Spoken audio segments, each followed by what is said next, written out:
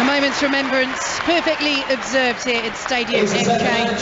Both sets of players wearing black armbands as well, in tribute to the victims of those earthquakes, and also in memory of the sad passing of Beth Mead's mother June last month. So it will be England to get us underway in the all-white South Korea in their bright red kit. 15th in the world, South Korea, against the Lionesses in 4th. They soared up the rankings after what they achieved in extra time against Germany at Wembley last summer. Karen Bardsley alongside me. What sort of test will South Korea pose for England today? I think they'll pose a test much like what the Lionesses expect to see at the World Cup when they take on China. You know, this side is a technical side. It's a very quick side. They're looking to transition, and they'll press high from the off. So I'm expecting a intense game today. And before kick-off, as we are now underway, the players taking the knee as well. The message against racism and discrimination still clear. Leah Williamson, the captain, wearing the One Love armband tonight as well, saying that they hope to wear that at the Women's World Cup this summer and hope it won't be a last-minute call by FIFA as it was at the Men's World Cup, of course, when England, amongst other nations, were not permitted to wear that armband. So England's in possession early on. Millie Bright clearing the ball long downfield over halfway. We'll take you through the lineups in a moment, but it is a strong lineup from England, and Karen Bardsley of South Korea win the ball just outside their own penalty area. We didn't really expect any less, did we, from Sarina Wiegman, a manager who became the first manager at a men's or a women's Euros to name the same starting 11 from group stage through to final. No, absolutely not. I mean, I think we know what she's like in terms of her ability to ensure a result, you know, and I think that she wants to make sure that, yes, she might tinker here and there, try a few different combinations, but ultimately she wants to win, and she's ingrained that in this side. So England in possession here with Ella Toone of Manchester United, helped back by Leah Williamson, who is starting in midfield as we expected for England. She's such a versatile player, but played the whole Euros at centre half, but very capable in midfield as well. And here is Jess Carter of Chelsea on the ball with England just inside her own half. So England have Earps in goal, the back four right to left of Lucy Bronze, Millie Bright, Carter's playing at centre half, and Alex Greenwood has started out on this left hand side. In the centre it's Georgia Stanway, Leah Williamson, the captain, and Ella Toone, with Chloe Kelly on the left, Lauren James over on the right, and Alessia Russo up front, the Manchester United striker who was subject to those 2 world record bids from Arsenal at the end of the women's transfer window. But they held firm, Manchester United. They're top of the WSL at the moment, and Alessia Russo, such a key player both for Manchester United and for England as well, of course, with Ellen White's retirement following the Euros last summer. England still in possession, with Leah Williamson out to Millie Bright, who just comes into the South Korea half and plays the ball forward, looking for the run of Lauren James. It's picked up by Georgia Stanway, plays it back into James, just wide, flashes the shot across goal. But there is the danger of the Chelsea winger, Lauren James. She's fantastic. She's very clever to recognise when to overload that midfield space, and she's sitting in between the South Korean midfield, just picking up those lovely, almost half spaces. So she got on the ball, turned quickly, and played forward. That's what she's been doing all season at Chelsea.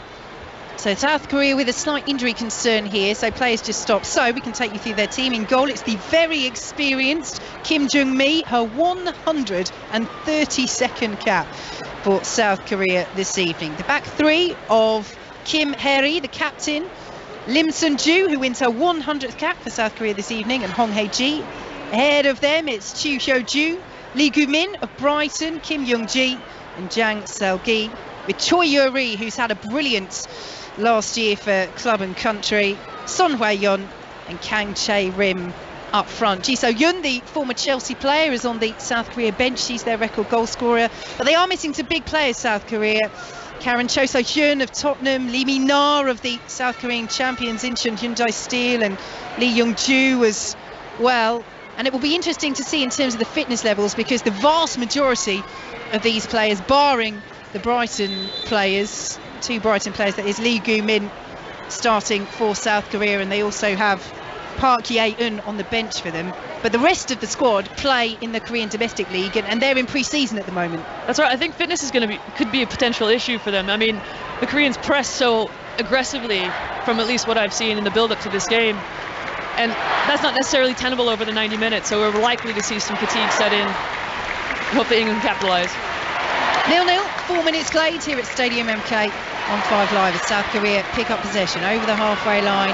They go, ball out to the right-hand side, will be picked up by Chiu Hyo-jo, the right wing back, trying a couple of step overs into the penalty area and drives the shot in, and it's straight into the grasp of Mary Earps. And that's what she's excellent at, Chiu. I think she looks to feint to the right to get the commitment from the left back, and she cuts back inside, puts it on her left for a quick shot, but Mary Earps is more than capable. They're going to need more than that to beat her tonight.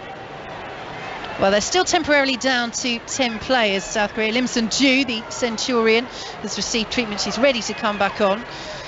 But England in possession. South Korea will have to wait for now. Here is Jess Carter. Plays it back to Leah Williamson inside the centre circle, and forward now to Alessia Russo, who lays it off to her Manchester United teammate Ella Toone, and in field to Williamson of Arsenal once more, and now Georgia Stanway out to the right hand side, and Lucy Bronze. Stanway clips the ball into the area, good header away at the back for South Korea. They can't complete the clearance though, and Alex Greenwood tussling on the edge of the box, wins it back, squeezes it out to the left hand side. England now lay it back to Ella Toone, who goes for goal but drags it wide, and it's easy for Kim Jung-mi to watch behind. 0-0. You can see that she was shaping up, Ella Toone, to put that up on her right foot and just curl it in, but the execution just didn't quite come off. But interesting enough, though, I think obviously with South Korea being a player down at that point in time, you see a really, really low block just start to form, and you're wondering, is that something we're going to see over the course of this 90 minutes? I mean, from the off, South Korea chose to go long on numerous times, and we're seeing another goal kick which is going to go long. So I think they're just going to really try and make it as difficult as possible for England to get some momentum tonight. England do win possession from that long goal kick though, and Alessia Russo sends it back to Georgia Stanway. Now out to the right hand side, and Lucy Bronze pulls the ball back once more as Jess Carter will try and pick it up. And it is, you know, it's 4th against 15th. We do expect England to have a lot of possession. They are the clear pre-tournament favourites for this invitational Arnold Clark Cup. So the ball is headed away by Chiu at the back for South Korea, and he will then complete the clearance. Rather skewed one into the centre of the park, but England concede the free kick, and it will be a free kick to South Korea. Brighton's Lee Gu-min going down. And she's got a real knack, Lee Gu-min, of drawing fouls, particularly in the penalty area. She won one in her last match for South Korea. She won one in her last match for Brighton. It's one of those things, it is a strength of her game. And by saying that, I don't mean that she dives to get them. She's just very good in those tight areas and often just tempts the opponent to dive in. She is. I mean, when she played for us at City, she was very, very good at kind of changing direction really quickly and drawing those fouls. And you're right, she doesn't go over easily. And Georgia Stanway let her know that she was there as well. Never shy of a tackle is Georgia Stanway. Here is Leah Williamson for England. 7 minutes gone. Goal is here at Stadium MK as Lucy Bronze plays the ball forwards. Will be collected by Lauren James. Back to Bronze once more. And in field now to Jess Carter. So much of this is about the combinations, particularly down the wide areas, Karen. Absolutely. I mean, you're seeing it here in terms of the build-up that of Ella Toone joining in that wide triangle to create those overloads. Ball cleared away at the back by South Korea, by their captain, Kim Hye-ri, goes out of play. And it will be an England throw, which Alex Greenwood will take just inside the South Korea half. As Leah Williamson is just caught there and will win a free kick just inside the South Korea half. And that's a very early yellow card for the South Korea. Well, she's number 7, but she's playing in the number 9 role, Son Hwa-yeon. Interesting if that sets the tone from the official, because there wasn't too much in that there. As England come forward down the right-hand side, Lauren James feeding Lucy Bronze down to the byline, kept it in, but couldn't keep possession. And South Korea will bring it away. But Son has to be careful now. Indeed, it's something to think about, isn't it? I certainly wasn't expecting to see a yellow this early, but you can tell that, you know, the ref absolutely wants none of that tonight. But yeah, it's hard to kind of play, I think, over the course of 90 minutes with that in your mind. And yeah, you certainly don't want to get sent off, especially in a game like this. Yeah, the referee from Brazil, Andresa Ferreira. And England's in possession. Goal is here at Stadium MK. But yes, as we say, they are the clear pre-tournament favourites.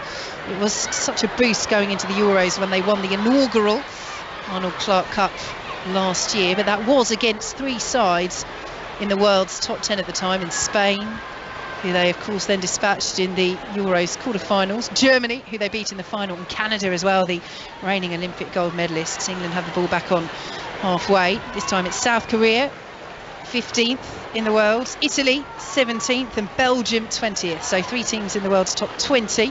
Belgium incidentally beating Italy in the tournament's opener 2-1. Late goal from the former Manchester City player Tessa Vullet. As Millie Bright picks up the ball just inside the South Korea half. Nice little layoff down the centre for Leah Williamson, but it's intercepted by South Korea, who will play the ball away. The counter though won't come off, and Millie Bright will collect the ball, and Mary Earps has barely had a touch yet. Former England goalkeeper Karen Bardsley. That's right. I'm sure she'll be itching to get on the ball, but you can see that the Koreans are certainly taking calculated risks in their build-up and their opportunities in terms of transition. If it's kind of like a hit and hope, they certainly know that they're not going to take that chance and kind of risk that energy.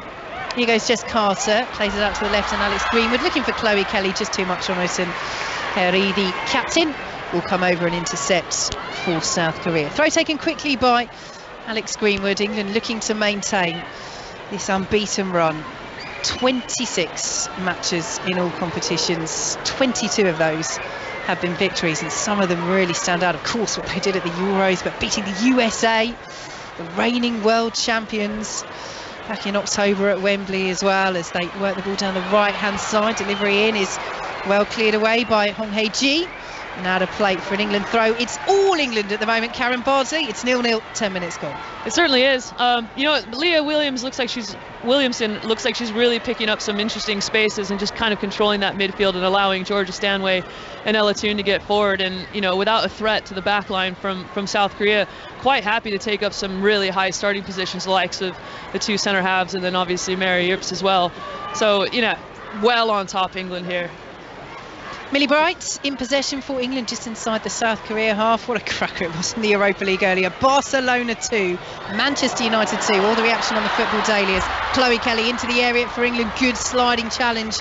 Dispossesses England's heroine from Wembley last summer, and the ball is out of play for an England throw. They defended well early on, South Korea. So much pressure that the Lionesses are putting on, and again England lose the ball just outside the penalty area. It's cleared up towards the halfway line, but Son Hwa-yoon there, number 7, the central striker, is so deep. She's done really well there actually. She does get to the ball, she tussles with Jess Carter, goes down under pressure from the Chelsea defender and wins the free kick. But the concern for South Korea and their English coach Colin Bell is that there was very little else that she could do there. There was no outlet. No, there's not a lot of runs in behind in terms of threatening that back line. I think Jess Carter probably could have dealt with that a little bit more. It was a bit of a bouncing ball and probably could have taken it out of the air the first time, or even played it back to Mary Earps. But needless to say, an unnecessary set piece, to be honest. So goalless, free kick for South Korea just inside the England half, sent forward by Hae-ri, looking for the run of Kang Chae-rim, but England deal with it on the edge of their own penalty area. And Leah Williamson will find Ella Toon over the halfway line. She goes out to the left-hand side now, and Chloe Kelly of Manchester City, midway through the South Korea half, pulls it back to her City teammate Alex Greenwood, and now Jess Carter forward to Georgia Stanway. Has the option of Lucy Bronze out to the right-hand side and finds her. Stanway and Bronze, 2 players who departed English shores for Bayern Munich and Barcelona respectively in the summer. And the win possession back, and Jess Carter has it once again. Slides it through to Ella Toon. Plays it out to the right-hand side, and Lucy Bronze, who's just cut in field from that right-back position, and lays it forward to Georgia Stanway. And now Lauren James. What can she do down this right-hand side? Hasn't put the burners on yet. Plays it back to Lucy Bronze, and now James once more. Out to the right they go, England's patience, trying to pull South Korea out of position, but South Korea are organised as the ball breaks down on the edge of the area. Lucy Bronze losing possession, and South Korea have it with Lee Gu-min of Brighton, but England putting on the press, and it's well won back by Lauren James, and now comes Lucy Bronze, lays it off on the edge of the area. Shot driven in by Stanway, it's blocked. Bronze will keep it alive, sends it back to Williamson, back out to Greenwood. England playing with such a confidence at the moment as Chloe Kelly whips the ball in from the left-hand side. Good header away as Russo was rushing in. England pick it up on the edge of the D with Stanway, and now Lucy Bronze once more. Williamson pulls it forward to Ella Toon, and Bronze now. Toon will turn, Closed down well by South Korea as Georgia Stanway gets it back to Lucy Bronze. Her ball looking towards the penalty area is blocked, and out to the right England go once more with Lauren James. It's relentless from the Lionesses as James plays the ball in. Nervy goalkeeping by Kim Jung-mi, fists it behind at a near post for a corner. That's great build-up play from England, and exceptional in terms of Lauren James's press when Lucy Bronze lost possession in that attacking final third for England, in terms of being close enough to recognize that I can go win it back and then set England on the counter-attack. You can see there's a lot of patient build-up in the midfield to try, as you said, Vix, to bring South Korea out of their shape as some sort of helicopter flies overhead. And they're just patiently hoping that they can draw them out of their shape to deliver a nice cross. But I think we're going to see a lot of that really patient build-up tonight.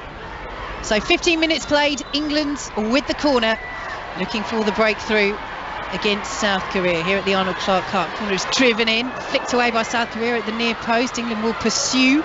Lucy Bronze picks it up on this left-hand side as James there as an option. And here is Lauren James, ball across, header is one at the edge of the 6-yard box by the powerful Millie Bright, but it's back across and gathered by Kim Jung-mi. Yeah, pretty straightforward. I think it was a good look in from Lauren James, and I think obviously Millie Bright strong in the air, but probably could have redirected a little bit more. But again, the goalkeeper Kim decides to go long, and the second balls are transitioning straight to England. And here they come once more. Ella Toon lays it off to the right-hand side, and Chloe Kelly, who's switched over to the right now. Lauren James is on the left, and Kelly, nice footwork, plays it down. The shot driven in, and it's a good save by Kim Jung-mi. Well, she's been called into action twice in quick succession, and that one was a decent stop. It's behind for another England corner. Much better than the previous one that she dealt with. It was a lovely little layoff for Ella Toon. And yeah, that had eyes for that near post space. So Kim certainly did well to get across there and move her feet. And from everything I've seen up until this point, she's very well known for her shot stopping. Yep, closed the angle down well there. The veteran South Korean goalkeeper. Another corner to England, swung in, it's a good delivery, and the header is just missed on the edge of the 6-yard box by Alessia Russo and spins out of play. Got a South Korean touch on the way through, and it will be an England throw, level with the edge of the penalty area. They're so deep, South Korea, and they know it as well. They're gesturing and trying just to move the players up. Lee Gu-min of Brighton, you can particularly see doing that as the ball goes back into the penalty area, and Kim comes again and claims in her 6-yard box. Honestly, Vic, this is one of the most infuriating games to play in as a footballer. You know, when you know that a team's just going to sit in a low block and just let you have majority of the possession. And it takes a lot of discipline to understand that, you know, not every single attack forward is going to, you know, produce something. You have to come back out and switch the play and understand that, you know, you might get something in the second or even the third phase, but not let that dent your desire to kind of stick to the game plan as well. So, you know, especially for a lot of the younger players in the build-up to the World Cup, it's probably something they're going to see in the group stages. 17 minutes played, goalless here between England and South Korea at Stadium MK, but it's all the Lionesses at the moment as they have it on the right-hand side. Here is Chloe Kelly. Pulls the ball back to Lucy Bronze, who swings it in high, looking for the run of Lauren James, who meets it at the far post, but can't steer her effort on target. England looking so dangerous, though, in these early stages. Oh, so dangerous. Almost every single possession is coming, you know, is ending in an attack, excuse me. And it's a lovely, lovely ball from Lucy Bronze, just curling away, teasing the goalkeeper to come and claim it. And Lauren James is getting on the end of it just outside the goalkeeper's right-hand post, but so close. Well, she's having an outstanding season for Chelsea. Lauren James, the little sister of Reece James, had to be patient with her fitness last campaign, and Chelsea were, and she's blossoming into the player that so many knew and hoped that she could be. And she wins a throw over on this near side. 7 goals in 17 appearances for Chelsea, but it's what she can do cutting in from the wing. She's on the left at the moment, but plays often on the right with Guro Reiten on the left for Chelsea at domestic level. And I was there to see the goal that she scored against Tottenham. I mean, fantastic solo run. She's a cutting menace. in field, darting through the penalty area. It was absolutely sublime. Menace. England in possession. Leah Williamson sends it out to the right-hand side. What a night it is for Leah Williamson, by the way. Milton Keynes, born and bred, and wearing the armband once again in her hometown. Lovely work by England just outside the penalty area, but South Korea with the interception. Lee Gu-min of Brighton once again stepping up. So much experience, and experience at the very top level as well, which is so key for South Korea, as their striker Son Hwae-yeon loses out on halfway. And England pick up possession with Georgia Stanway, Karen Bardsley. Yeah, again, to your earlier point, there was no threat from South Korea to the back line, so Lee Gu-min actually decided to step on the ball and turn out and kind of make sure that they could at least maintain possession, and then the transition broke down again. So yeah, I think Colin Bell is going to have to start making some adjustments if he actually wants Mary Earp to do anything tonight. Yep, she is a spectator outside her penalty area. Manchester United and England #1. Here is the club teammate Ella Toon, dispossessed just outside the South Korea penalty area, and here comes South Korea once again. That's better marshalled as they play it through their own half, but again, Lauren James, what a game she's having, comes up and dispossesses Kang on the halfway line. And England will build again. And again, we saw it so much with Lauren Hempen and Chloe Kelly and Beth Mead at the Euros. They're just so comfortable swapping wings, aren't they? We've already seen Kelly go over to the right and James on the left, the opposite sides to which they started. And it's clearly something that Sarina Wiegman loves to do, as Millie Bright has it just inside the South Korea half. I think it certainly speaks a lot to the versatility of this squad. You know, rightly to your point, I think Lauren James is actually so happy going inside or outside of the fullback or whomever she's up against in that 1v1 battle. But I think what she does is interpret the space really well. And she's doing that now just outside the penalty area for England. Ball is pulled across to Lucy Bond. She's urged to shoot. She does shoot. It's over the bar, but we've seen her do it, Karen. And you've had a pretty good view of some of them. Not against you, but from the other end. She's got it in the locker, that's for sure. I mean, there was that one, though, I think when she had just moved to Lyon in the Champions League semi-final when I was at City. And this beautiful cross came in that she had absolutely no right getting on the end of it, absolutely put it top bins. And I thought, really, Luce? Absolute techers. No friends in football when you're on the opposing team, as South Korea prepare to take this goal kick midway through the first half. And we're still goalless at Stadium MK as Alessia Russo flicks the ball forward, but it will roll all the way through to Kim Jung-mi. In terms of the team selection from the Lionesses, I mean, the key question is if Beth Mead doesn't make the World Cup, and Sarina Wiegman's words on that before this game, she did her ACL in November, so it will be very, very tight. The World Cup starts in July. Wiegman saying it's a little early to say whether she will definitely miss the World Cup, but if she doesn't, I mean, she had flourished under Sarina Wiegman, player of the tournament, golden boot at Euro 2022, BBC Sports Personality of the Year into the bargain as well. But they have so much attacking talent, England. Is the key thing in the build-up to work out what your forward line is going to be if you don't have Beth Mead? It's difficult to say, really. As I said, there's a lot of versatility in the squad, and this England team just goes so deep. There's so many players that didn't make this 26-person roster of team, and yeah, it might change again, you know, the next time we have a international. Here comes Lauren James just outside the area. Brilliant run again. Brilliant run. Lauren James deflected. Great save by Kim Jung-mi. And prevents Russo stealing in to finish off the chance as well. But we were just talking about that goal she scored against Tottenham. It was almost a carbon copy. This time she cuts in from the left-hand side, wriggles her way into the penalty area. Shot gets a deflection. And again, it's very good goalkeeping from Kim Jung-mi as England prepare to take this corner from the left-hand side. They are hammering on the door. Jess Carter's just got some instructions there from Sarina Wiegman before England take this. Karen's thoughts on what they might be in a moment. But Alex Greenwood is taking this corner, whipped in left-footed, headed away once again by South Korea. They've defended those aerial deliveries well, and they should clear up towards halfway, but Son is muscled out of it by Leah Williamson, and it's back with Carter. So what do you think Wiegman might have been saying to Jess Carter there?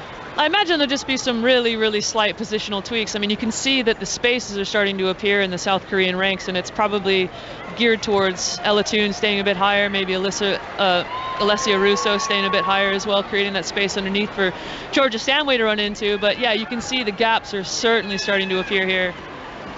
And England are trying to take advantage of them. Greenwood plays it forward to Toon, out to the left-hand side, and Kelly, as they've swapped again, Lauren James is off over on the right. And that's it, is a defence as England win a throw deep in South Korean territory. 0-0 here on 5 Live. It's 1 minute you're concentrating on Lauren James, and then suddenly it's Chloe Kelly, and you have to adjust slightly as the South Korean defence for the talents and abilities of each player. South Korea, heavy challenge in the centre of the park, but they come away with the ball. The referee happy with that, and options perhaps to get players forward, and that hasn't happened too much. But here comes Chu, the right wing back, has Kang ahead of her, and Son as well, cleared away by Jess Carter. And it's notable, isn't it? What are we, 24 minutes in? It's so rare that South Korea get that number of red shirts forward. I hate to say it, but it's probably the second time we've seen them cross midfield. But perfect example of Alex Greenwood and how well she's been defending of late. Cho was running down the touchline, took kind of a big touch, but then managed to gain control again. You could see Alex was trying to decide whether she stays or whether she goes, and she made a great decision to stay and keep the shape. South Korea concede possession from the throw, and here is Ella Toon just outside the penalty area. Plays it back to Millie Bright. I mean, we talk about the attacking. It's not really a conundrum. It's a pleasant puzzle to have to solve for Sarina Wiegman, given the options. But it will be interesting to see what she does with the back line as well. I mean, Williamson in midfield tonight, that's primarily where she played in the build-up to the Euros, and then played every single match at centre-half.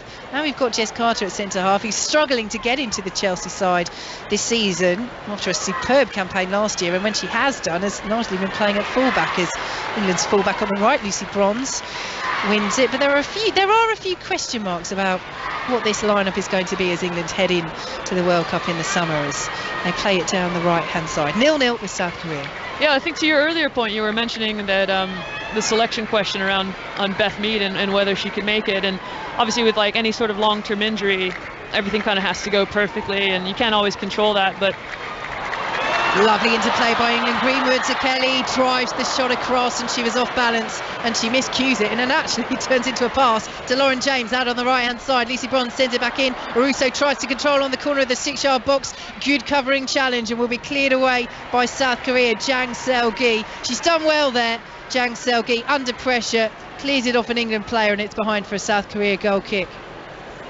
Yeah, as I was saying, I think we've seen the fact that Sarina Wiegman is happy to give players the opportunity to get as fit as possible and have them in and around the squad. So I imagine, you know, if Beth Mead is going to be doing everything she can possibly do, which I'm sure she will be, she'll have the opportunity to rejoin the team as close to the World Cup as possible. More Europa League action ongoing tonight after Manchester United's thrilling 2-2 draw at Barcelona. Monaco have taken the lead at Bayer Leverkusen. Here at Stadium MK, it's 0-0 between England and South Korea as the ball goes out of play for an England throw. Good attendance here. There are two tiers at Stadium MK. The lower tier is the larger one, and it's absolutely packed. We've got fans in the little section of the upper tier across from us as well. Stadium MK, of course, which hosted several matches during the Women's Euros, and it is about building a bond with the crowd. We really saw that at Brighton, didn't we, as England enjoyed so much success, and of course other venues as well. That night at Wembley that none of us who were there, or any of us watching on television or listening to us on 5 Live, I'm sure will ever forget. What a moment it was. The Lionesses winning that first major trophy in their history, England's first senior trophy in the men's or the women's game since that glorious night against Germany in 1966, as Millie Bright picks up the ball and drives over halfway. 27 minutes played here on 5 Live, goalless between England and South Korea. But what will Sarina Wiegman have made of the first 27 minutes or so of this match, Karen Bardsley? I think, to be honest, she'll be happy with the amount of attacks that have ended in opportunities on target. I think she'll be happy with the patience that the girls are displaying in their possession and their build-up. They're certainly getting opportunities going forward. It's just now capitalizing on them, I think, when you do get the chance, and making sure that you stay tidy in killing that counter-attack off as well. A little groan around Stadium MK as Chloe Kelly inadvertently plays a 1-2 off the referee, but England's still in possession, and so we play on. Here is Ella Toon, midway through the South Korea half, plays it forward, looking for the run of Georgia Stanway. Now Leah Williamson once again to Lauren James, central position, whips it out to the right hand side. But the connections, the understanding between these England players, and when you consider somebody like Lauren James, you know, she wasn't in the Euro squad, she made her debut back in September. There's such a cohesion about the Lionesses, and it is mesmerising to watch. Can they find the breakthrough? They're in possession, central position, good sliding challenge on the edge of the South Korea penalty area, and then eventually England are penalised. Alex Greenwood committing the foul, and South Korea will have a free kick. The crowd obviously not happy with that. No, you know, I think the girls can be happy with the possession. Certainly, they're definitely on top. There's no question about that. You know, I think we're starting to see the ball speed kind of slow a bit more. So I'd quite like to see a bit more tempo injected into this game. I think just to shift the South Koreans a bit quicker. But on the whole, I think they can be happy with what they've put out so far. Ball over the top for South Korea, headed on by Kang, but she was trying to find Kim Yoon-ji in central midfield, and England get there first. Leah Williamson plays it forward, not trapped by Chloe Kelly, but will be picked up on the left-hand side by Alex Greenwood down to the byline, wins the corner. Well played by Chloe Kelly to get in field and on the wrong side of that fullback, and it's allowed that space to open up for Alex Greenwood as she's taken it into that left wide channel and managed to get a corner for England. Nothing wrong there at all. Actually, it's a great opportunity for England now. So Greenwood with both hands in the air, swings it in high, and the header is over the bar from inside the 6-yard box. England are racking up the chances, and what an opportunity that was for Georgia Stanway. It's one of those games, isn't it, I think, where one of these has to go in kind of soon, or you can start to feel that tension from the crowd, the frustration maybe starting to creep in from the England side. But oh yeah, that was a great opportunity and an excellent delivery from Alex Greenwood over there on that left corner. So Kim Jung-mi, the goalkeeper, all in bright yellow, will take the ball and place it on the corner of her 6-yard box. She's had a very busy first half, but as Karen says, it's just the pace of it has just tailed off a little bit for England, but still the intricacy in the passing, the patience is there, and we saw that at the Euros at times, didn't we? I mean, I remember in particular, it seems ridiculous thinking back now, but when we were at the first game at Old Trafford together, Karen, against Austria, it was just the one goal and people were talking about England's performance and was it going to be good enough, and I mean, first game of a tournament certainly was good enough in the end from England across the summer, but they're certainly enjoying the bulk of possession, the bulk of chances. As Millie Bright is there to shoot. Oh, pile driver, it's wide. Now we know that she can hit them from there, Millie Bright, but how happy will Serena Wiegman be? To be honest, she probably won't mind, but you don't want to see England being restricted to efforts from that sort of range. Or is it a case of Millie Bright thinking, well, I see the space, it's 35 yards, but I know I can score from here, might as well have a go. That reminds me a little bit of Georgia Stanway's belter against Spain. You know, ball transitions over, space appears, no one steps to her, and she decides to absolutely belt it, and it flies in. So maybe Millie Bright have visions of that. More goals going in the Europa League. Juventus have taken the lead at home to Nantes. A reminder, Barcelona 2, Manchester United 2. Earlier on 5 Live this evening. Full reaction to that thriller in the Football Daily, and of course reaction here from Stadium MK. Currently goalless between England and South Korea in this opening Arnold Clark Cup match for England. Download that from BBC Sounds. Millie Bright in possession, spreads the ball out to the left hand side, and Alex Greenwood, well anticipated though by the South Korea captain Kim Hae-ri, played forward, and a miscontrol from Carter will allow Song Hwa-yeon, their striker, to latch onto it. She's over the halfway line. Carter's pursued her. Carter has fouled her, and South Korea have a free kick. Yeah, that's a tough one. Obviously a little bit of miscontrol from Jess Carter, but I don't think the bobbly pitch helps. Little bit of wear and tear here at the MK Stadium, and you know, fair play to Jess putting a shoulder on. Letting League Min know that she's involved, but yeah, it's again, it probably could have been avoided just with a little bit of more technical detail in the actual touch itself. So free kick for South Korea. They swing it long into the penalty area. It's poor. It's all the way through to Mariette. So that was 3-on-3 there. Yeah, it's disappointing. Like it almost seems as though South Korea's managers just kind of said, right, like for the first half, we'll just feel them out, put it in certain areas, and kind of see how they react. You can see that now that they're starting to press the South Koreans, and it's just transition in the midfield. Hand it over to you. Yeah, ball given away by Leah Williamson. She fizzed it into Georgia Stanway. He couldn't control on the halfway line. And here comes Kang down the right-hand side, looking for the run into the penalty area. Good marshalling of Choi Yuri by Ella Toon, and it goes behind to an England goalkeeper. Let's talk about Choi Yuri, because she's a player that pretty much we really thought might do something here. She's had a brilliant 2022 for club and country. She plays for the reigning South Korean champions in Hyundai Steel. Just won their 10th league title in a row. And she's got 4 goals in the last 8 games for South Korea, but she's been anonymous. Yeah, absolutely. She was one that I think we pegged for being a real threat to England.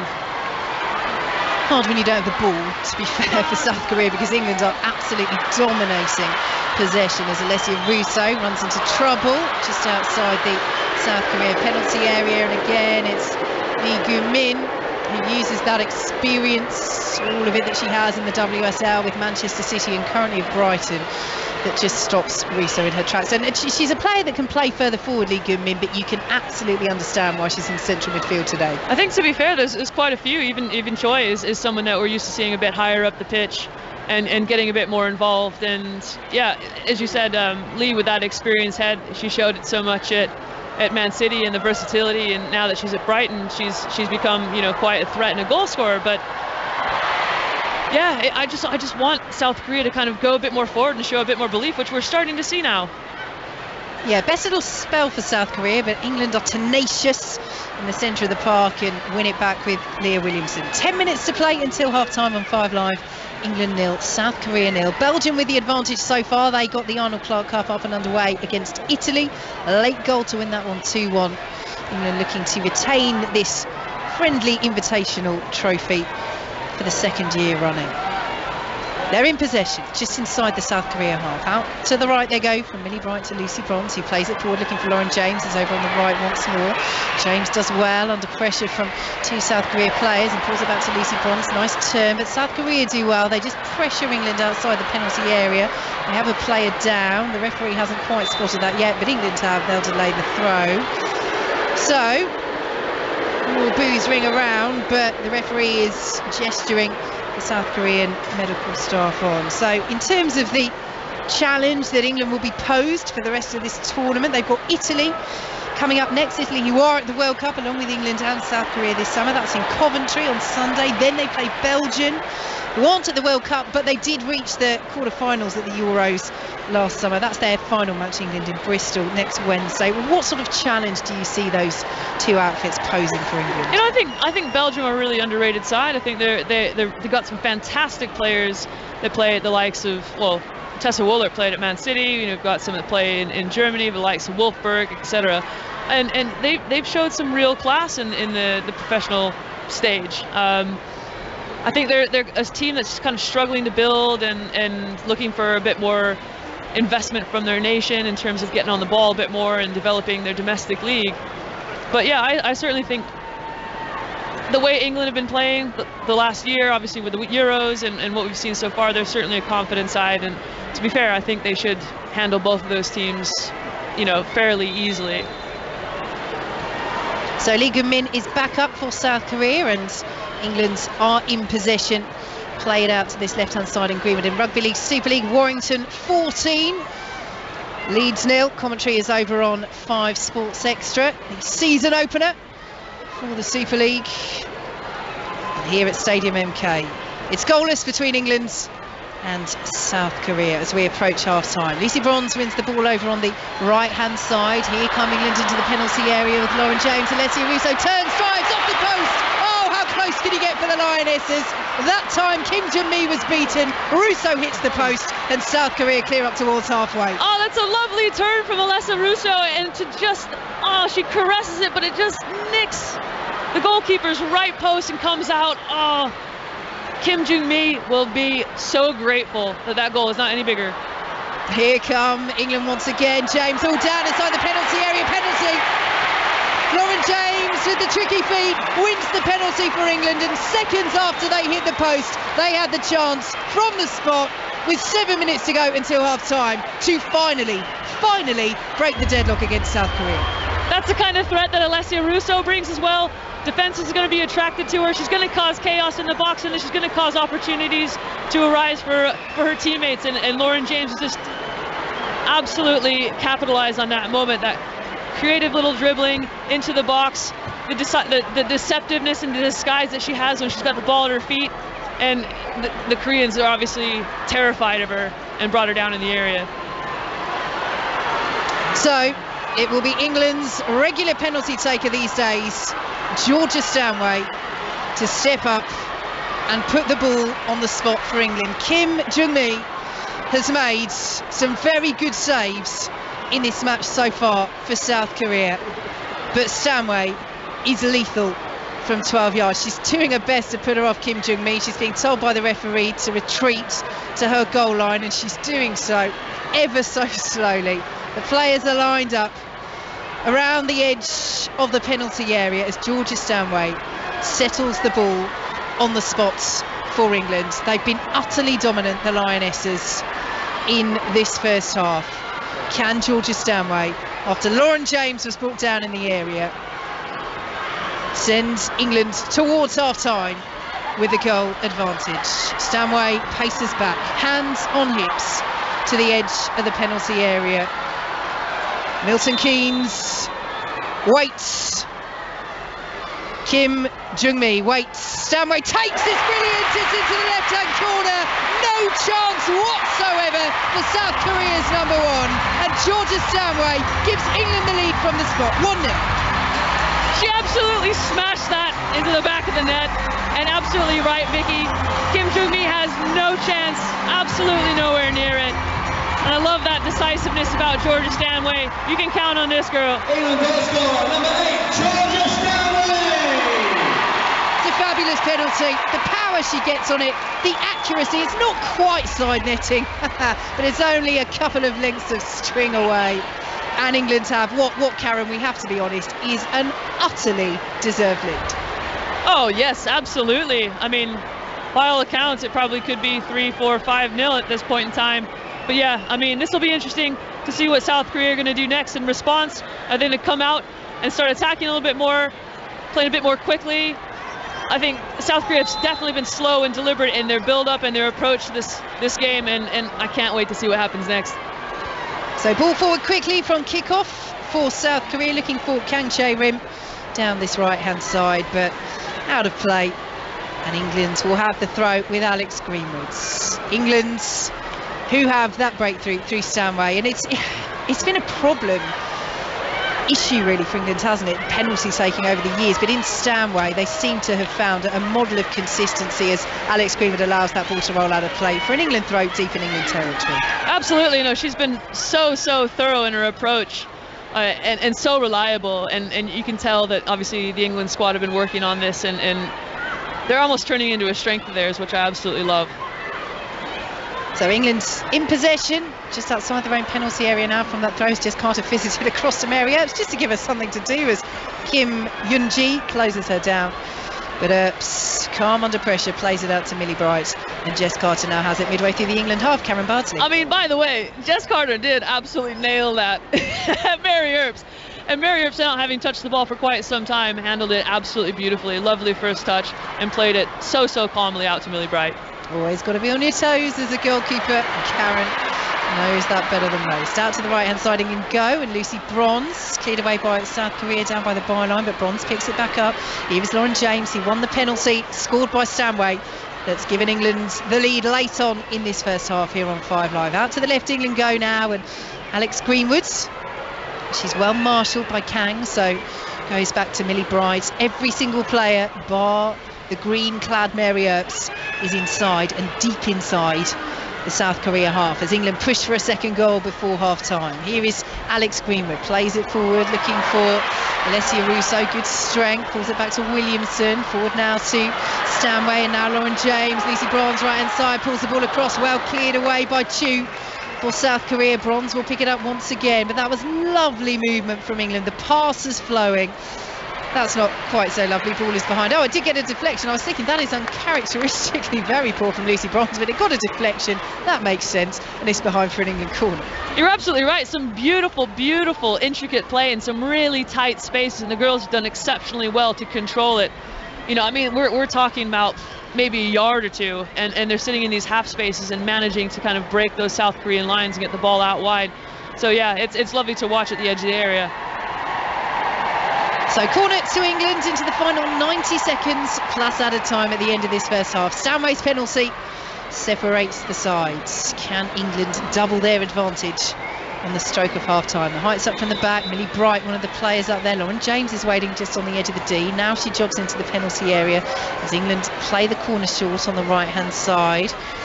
Will come to the edge of the penalty area. Now it comes to Chloe Kelly. Edge of the D, tries to curl it, does curl it straight into the arms of Kim Jung-mi.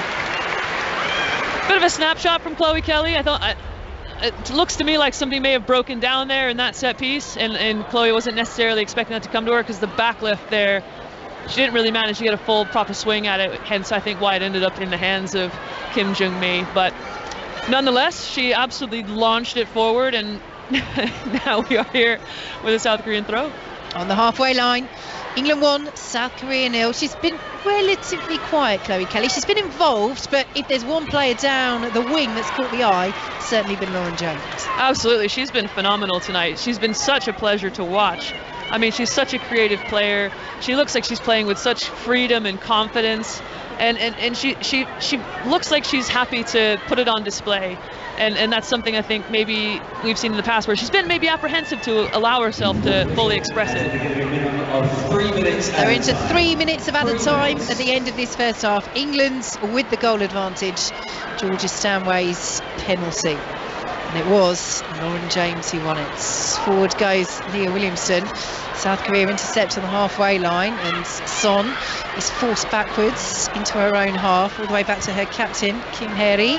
Out to the right-hand side she goes, looking for the run of Chu, well defended by Alex Greenwood, plays it off Chu. I tell you what, Leah Williamson there, yes, it's a poor pass, yes, she's given the ball away, but she stopped for a good 2 seconds there, put her head in her hands, while play continued in front of her. Leah, come on. Yeah, it's a poor pass, but don't just stop and rue it. I was wondering if you saw that. I was wondering if I saw the same thing. I think maybe she's just putting the blinders on to try and like focus on what she needed to do next. But you know what I did love about it, though? The team absolutely went to bat for her and managed to get back possession. Well, she doesn't give the ball away much as Jess Carter chases that ball over the top and under no pressure at all picks it up. But yeah, I mean, you don't stand and think then. Just wait till you get in the dressing room. But anyway, no harm done. England still lead by a goal to nil. Chloe Kelly won't keep that in. We have to say, you touched on the pitch earlier, Karen. It is really cutting up. We noticed that in the Italy-Belgium game that took place earlier today. Belgium winning that one late on by 2-1. But it's credit to England that the pitch hasn't really seemed to affect their play at all.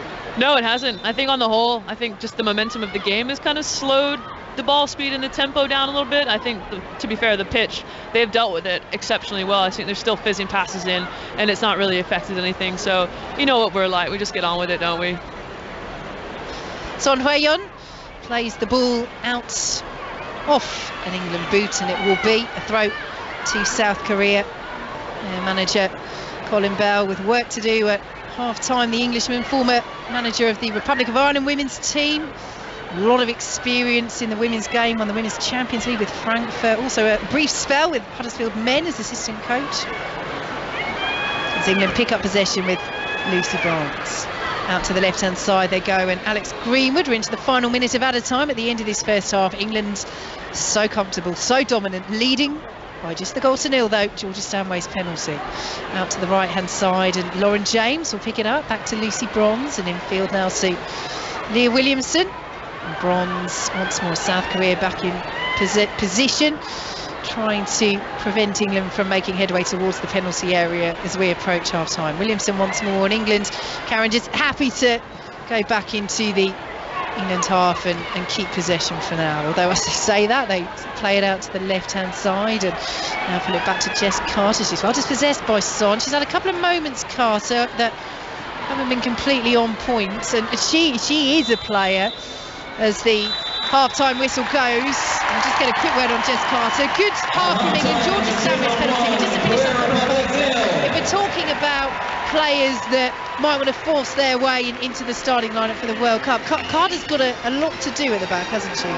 Yeah, unfortunately, I think perhaps some of the pictures that she's looking for aren't necessarily what she's used to seeing at Chelsea. I think with Leah Williamson in that holding role in the midfield, perhaps she's showing a little bit later than maybe something she's used to, or just the images aren't kind of connecting as fast as she'd like.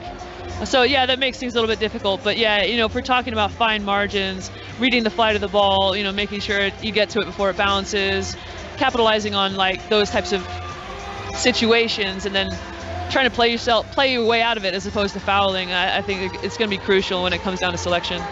Good half though, good half from England, moving the ball brilliantly and finding the breakthrough through Georgia Stanway's penalty shortly before half time, after some more brilliant play by Lauren James. Half time at Stadium MK in the Arnold Clark Cup opener for England. It's England who lead South Korea by a goal to 0.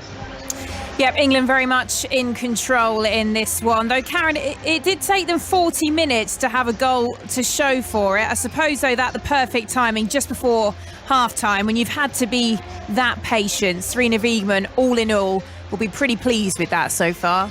Yeah, I think she will, actually. You saw a lot of confidence and a lot of desire to get forward and continue to keep doing the right things. And like I said earlier, I think the pictures are going to look slightly different because personnel are in slightly different places. We're not really sure of the messages that she's obviously given, the things that she wants to see and things that she wants to work on. But yeah, I think ultimately going into the half, yeah, they'll be frustrated that maybe they haven't got more points on the board, but ultimately they're ahead 1-0. You know that things changed in the second half with Serena, so I'm sure we'll see more goals. Let's bring in Izzy Christensen once more. I mean, if we're being really picky, which we kind of have to be, Izzy, when we're talking about the European champions here, that one goal, it did come from 12 yards out. Not so much created from open play yet. How much do you think that they're missing Beth Mead? Well, I think obviously Beth Mead's absence was a big one because of the form that she was in, especially during the Euros. But I'm liking Lauren James's role on. She's changed wings from the right to the left, and she's looked a threat every time she's got on the ball. But I think generally speaking, the ball's it's been breaking down a little bit in the final third. It kind of looks to me a little bit like a team that hasn't played together for a while, which is exactly what the situation is. So I can understand that. But I think if we're looking at Lauren James in particular, I'm seeing a player there that's going to provide a real nice option for Serena Wiegmann in the World Cup if she's selected, which I'm sure she will be. As opposed to sort of Lauren Hemp on the other side. I'd really like to see them two playing together on either wing because I think it gives the team really nice balance, and I'm sure that'll be an option moving forward. Yeah, I suppose especially when you look at the group stages of the World Cup, Karen, and some of the sides that they're going to have to come up against, they're going to take a very similar approach, aren't they, to what we're seeing tonight in South Korea. That low block, quite happy to sit quite deep and invite that pressure. So if you've got a player like Lauren James, who's happy to try and unlock something, you can see why Wiegmann might be having a serious think about her. Yeah, exactly. I think she mentioned it in one of her pre-match press conferences as well. They've deliberately selected these teams to kind of mimic what they're going to come up against in the group stages. And I think, like most Asian nations that I've seen so far, it's a lot of technical players, some pretty quick breaks and transitions, like an average, a smaller than average height in terms of women's football, but yeah, to be honest, I think England are going to dispatch South Korea fairly easily in this second half. Yeah, it does make you wonder, as we pointed out, I think Vicky said quite early on in commentary that South Korea, the vast majority of their team do come from, the domestic Korean league, who are currently in pre-season. Do you think that might start to show as we go on into the second half? Yeah, without a doubt, and you can see that in the first half with the spaces that they're having to fill, and I think England can really hurt them by moving the ball quicker from side to side.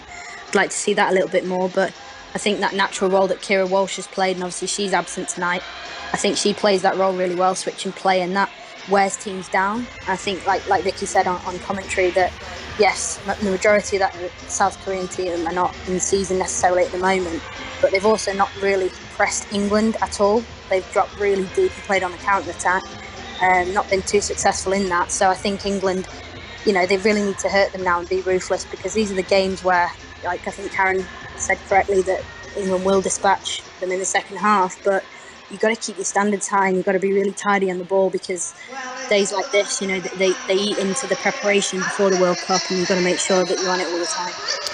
Yep, so Georgia Stanway's penalty, the difference so far then in Milton Keynes. Well, as far as the score is concerned anyway, it has been a pretty assertive first 45 from the Lionesses. They're very much in control of this one. Coming up, we'll be bringing you some reaction to what was a thriller of a game earlier on tonight at the Nou Camp. Barcelona 2, Manchester United 2. Dipping into a bit of golf as well. That's before we come back with the second half from Stadium MK.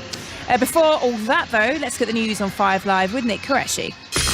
Listen on BBC Sounds. This is BBC Radio 5 Live. Lancashire Police have referred themselves to the Independent Office for Police Conduct. It's over contact the force had with Nicola Bulley 2 weeks before she was last seen, when officers were called to her house. They disclosed last night the mum of 2 had struggles with alcohol and the menopause.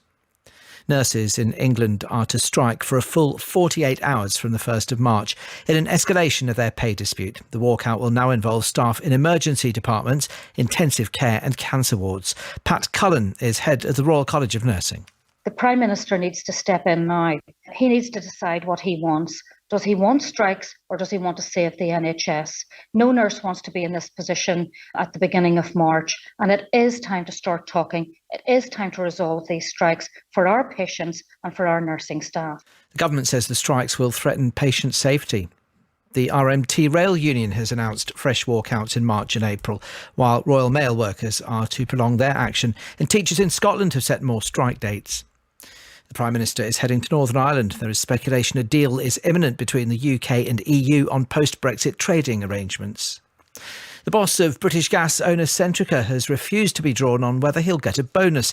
It's posted record annual profits of £3.3 billion. The Labour MP Darren Jones chairs Parliament's Energy Committee. He believes Centrica will pay the bonus. I think that's pretty deaf when it comes to thinking about their customers and the state of the country right now.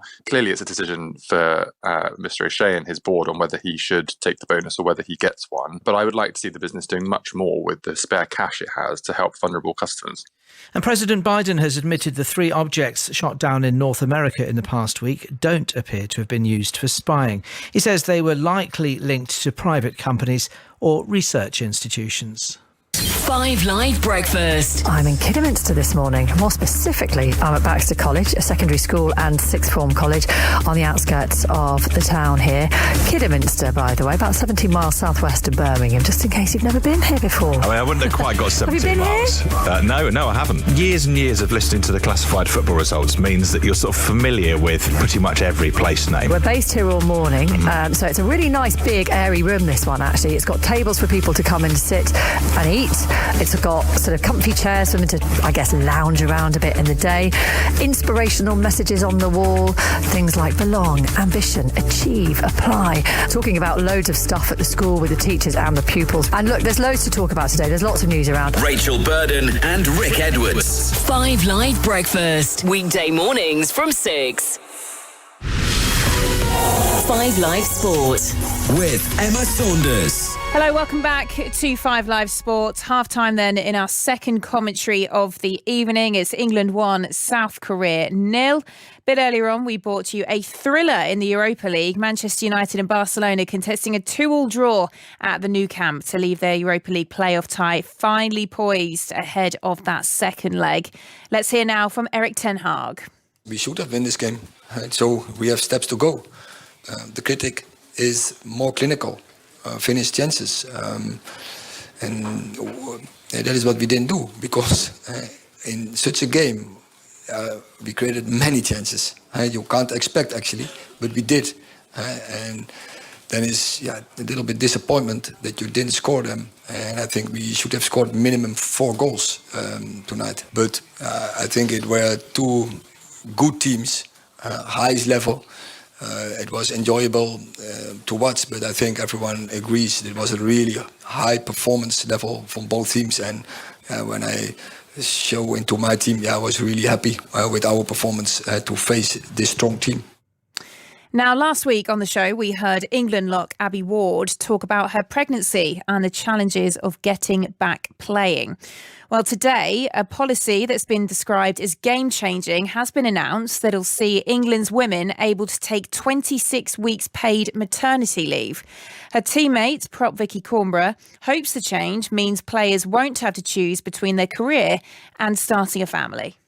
The big thing for us as the Red Roses is to make the game more inclusive, and I think that's where we started off with this whole conversation to make sure that maternity and having children and planning for your life kind of after rugby, or even better kind of during rugby, and making sure that it's not an automatic stoppage to your career, and you can talk about it openly and excitedly as well. And so for the likes of Abby Ward, who has announced her pregnancy, and it's amazing news and we celebrate it, and she's able to be supported by her teammates and the RFU as well, and be able to continue on in her career as a Red Rose. And for the time being, that kind of might look more so sort of off pitch, and she takes more of an off pitch role. She's supported however she chooses to be supported, kind of with her training, kind of emotional support from all of us as well. And rugby is not the be all and end all of everything in life. We're able to talk about it so openly and actually welcome players into the environment with more children, and it's not seen as a distraction that will lead us away from the performance, because the Red Roses are there to perform, and this will only enhance that, because we're going to have the best talent for the longest amount of time putting out like their best performances, because we want to be there, and we're building the best squad, not just for this generation but for the next generation to come. And you can find more of that interview on England's maternity policy on the BBC Sport website. This month marks 2 years since Tiger Woods suffered severe leg injuries in a car crash. Following the incident, he took part in just 3 competitive events last year. Play is underway in Southern California, with Woods involved in his first tournament in 7 months. And our golf correspondent Ian Carter is across the PGA Tour's Genesis Invitational. So Ian, what do we know then about Tiger's mindset and fitness right now? Hi, Emma. Yes, I think it's fair to say that Tiger Woods' mindset is the same as ever. He was adamant in his press conference ahead of this appearance, his first in 844 days at a regular tour event. He played 3 majors last year, most recently the Open Championship at St Andrews. But in that press conference, he said, "I'm here to win." I've heard him say that time and time again after every comeback in this very checkered career. He's now 47 years of age, and physically he's only played a couple of holes so far, but watching from afar, he looks fantastic. He's moving way better than he did in Scotland last year, and he says that the foot has calmed down, the right foot that was so badly injured in that car accident 2 years ago. And as I say, he's moving very nicely. He birdied his first hole, he's playing the third, and he's in the group at 1 under par. Yeah, as you said there, I think he's made it very clear indeed he is there to win. He has also said just playing for the sake of it isn't in his DNA. Could that hint at the direction that he will take if the next few months don't go to plan? Yes, I think so. I don't think that he's ever seen himself as a ceremonial golfer, but he is the ultimate competitor, and he will continue playing for as long as he feels he can be competitive. And he'll make judgments as to the golf courses, the events that he plays. On a fast linksy golf course in Scotland for the Open Championship, he could be competitive well into his 50s. Look at Tom Watson, who nearly won the Open at the age of 59. So if he can maintain a level of fitness, he will pick and choose his events, and the ones that he feels he can win, he will turn up for. This is going to be a massive test for him, having played so little recently, and so many of the top players playing so well, and on an undulating Riviera course in Los Angeles. The pace has already been set by Max Homer at 7 under par, John Rahm at 6 under par.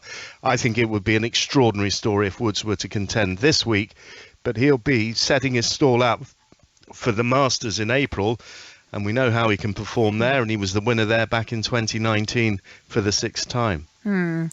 Well, away from Tiger, just looking at things more broadly then, and this event, it has been given bigger prize money because of LIV. Is that a trend you think we're going to see more and more of? Yeah, this is one of a dozen or so $20 million events at least.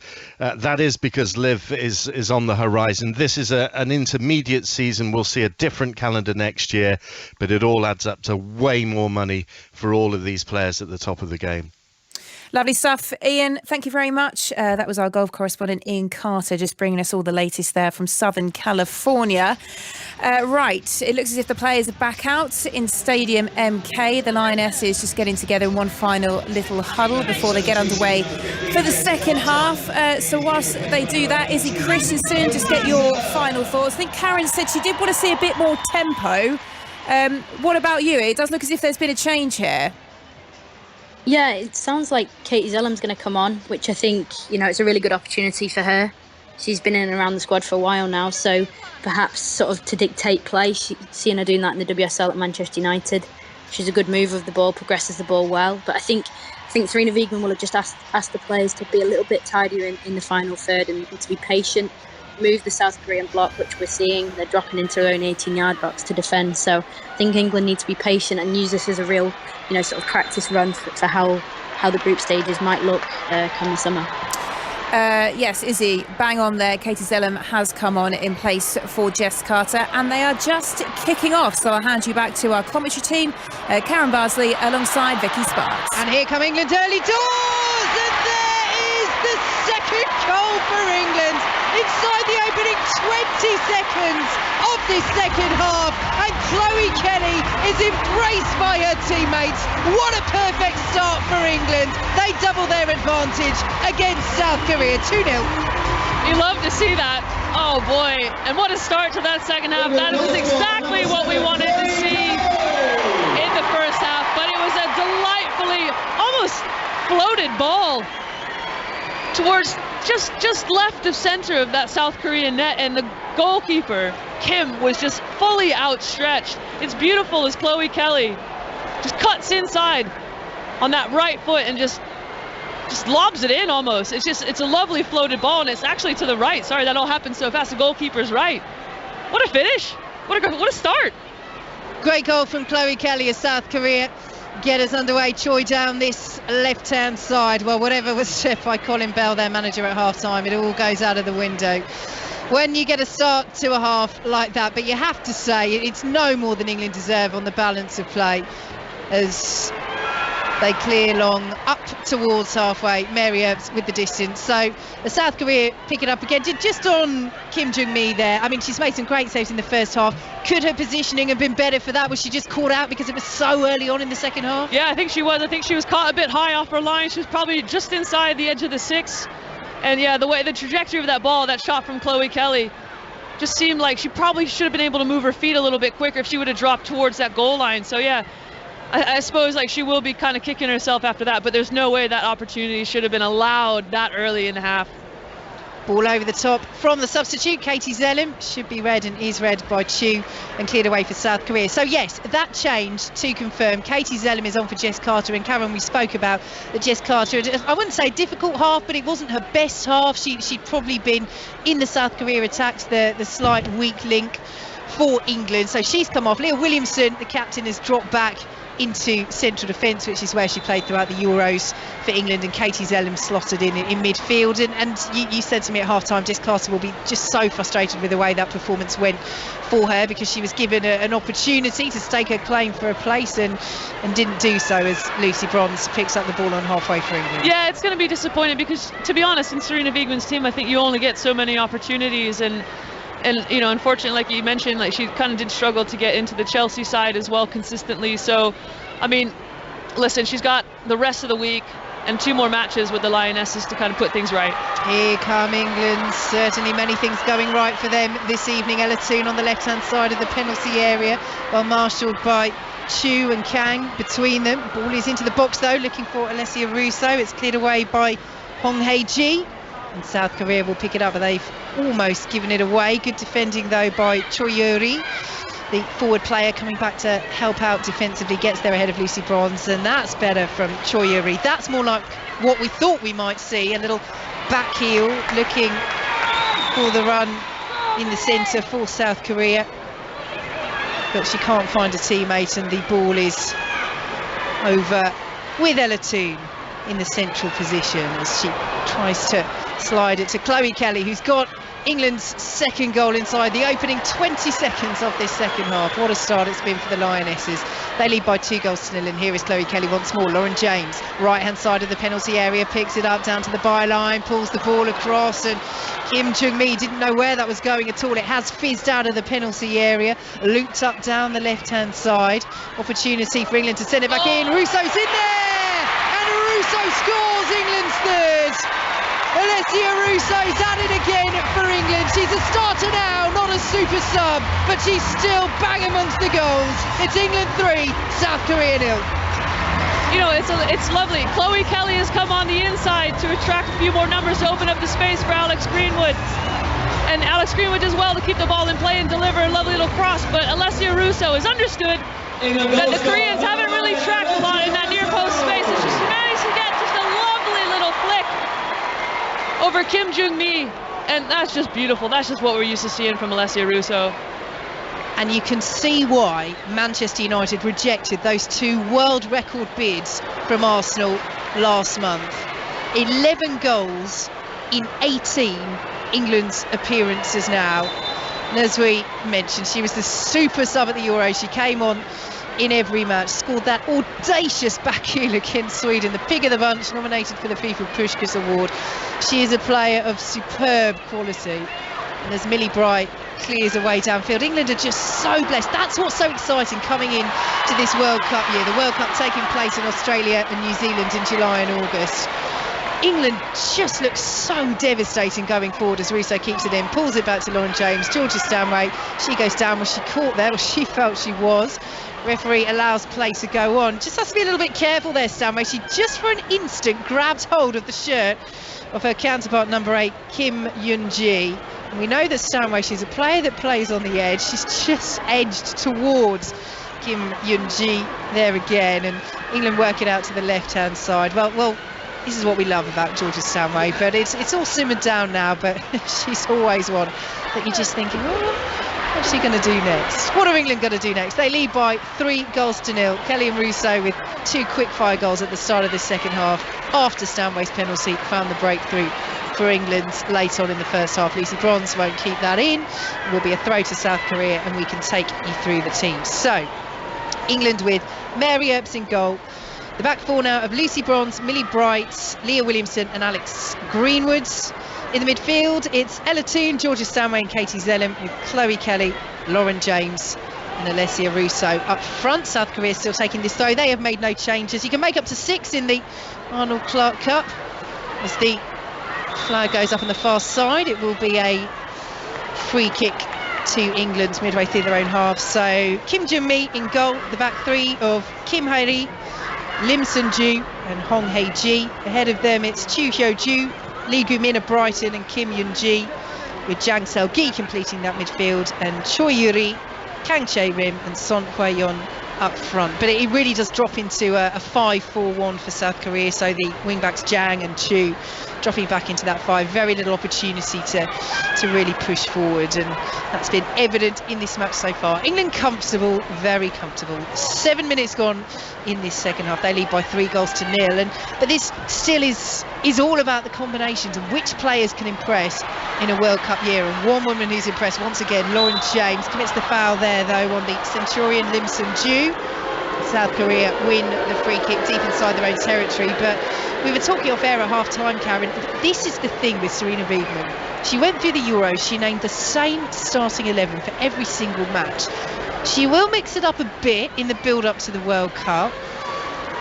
You know, we will see other players featuring at the Arnold Clark Cup, although again she's named a really strong lineup, probably the strongest arguably that she could have named for this match given the injury absentees, a couple of them that she has. But once that World Cup starts, as England go for the fourth, and Kim Jung-mi saves that easily from Stanway from 20 yards. Once the World Cup starts, these England players know if you're not in the starting lineup for that opening match, you may well not be in the starting lineup for the World Cup full stop. Yeah, I think by the time it gets that close, we're really unlikely to see any changes. The only example of that, I think, was obviously the Leah Williamson tactical tweak at the very, very end there. But yeah, like I said earlier, you get very, very limited opportunities. Sarina's all about consistency and performance.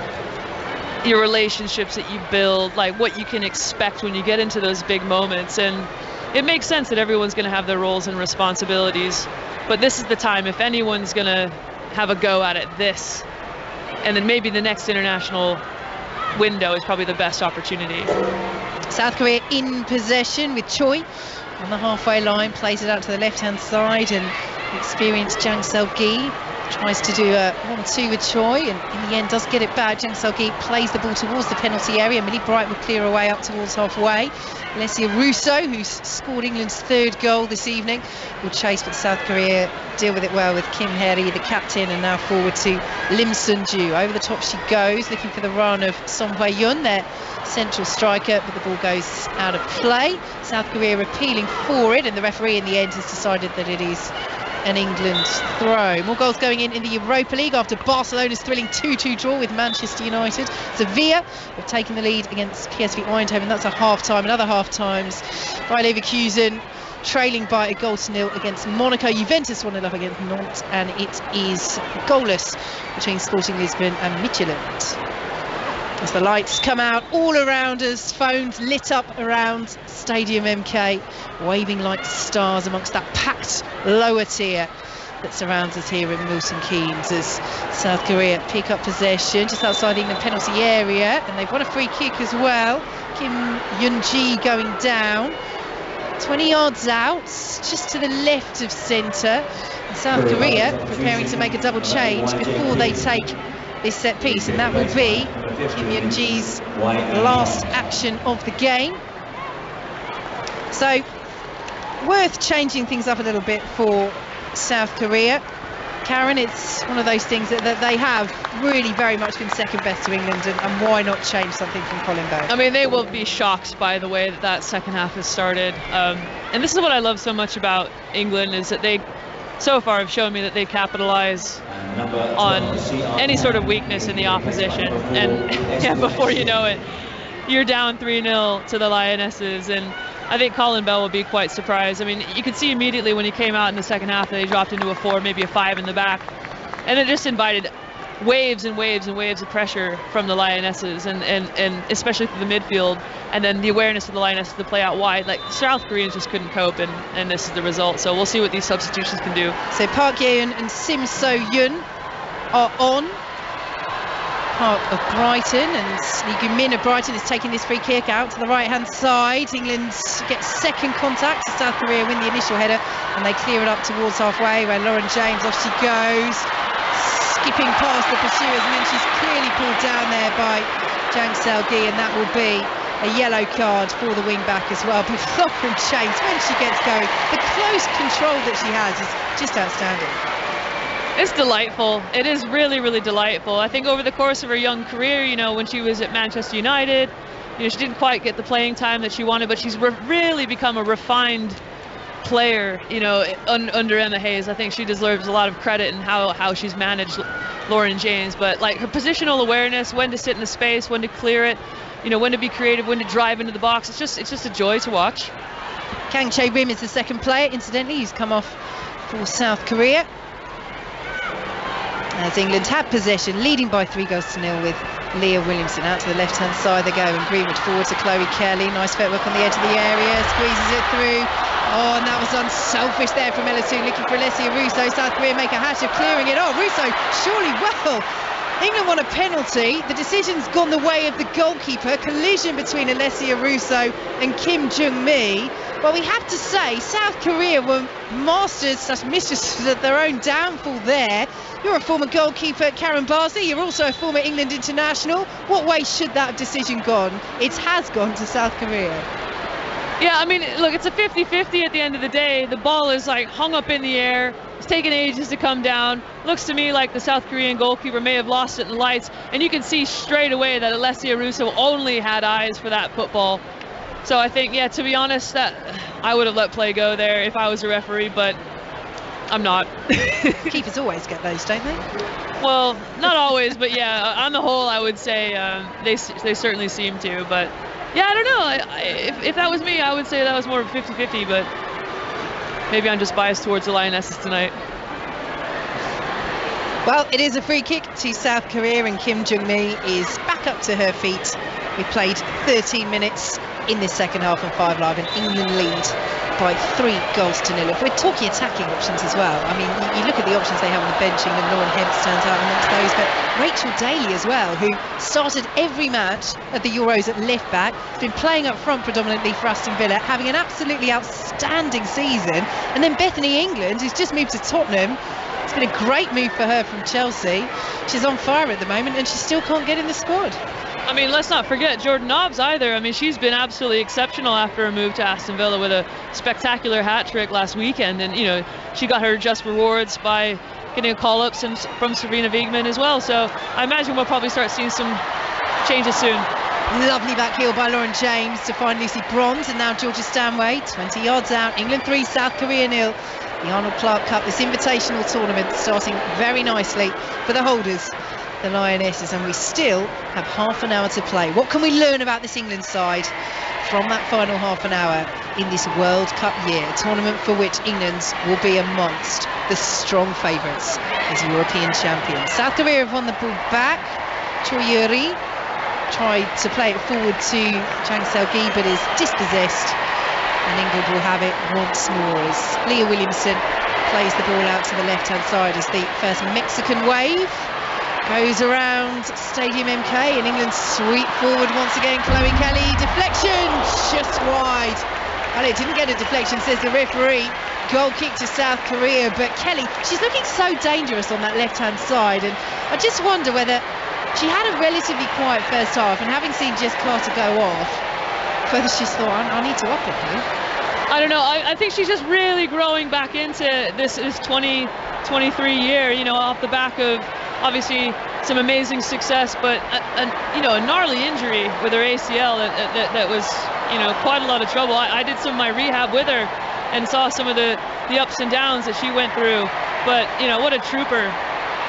Here comes South Korea through the centre. Millie Bright has to be careful here and has done really well there. Excellent strength from the Chelsea defender. She was well pressured by Son Hway-on, who almost muscled her way past Millie Bright, but tell you what, it's no mean feat to muscle your way past Millie Bright. She couldn't do so. And here is the Manchester United captain, Katie Zellum, who squares it to Leah Williamson. England preparing to make a triple substitution. Rachel Daly is one of those coming on, as is Lauren Hemp. Chloe Kelly down this left-hand side, plays the ball across. It's blocked by Kim Hye-ri. It's a corner to England.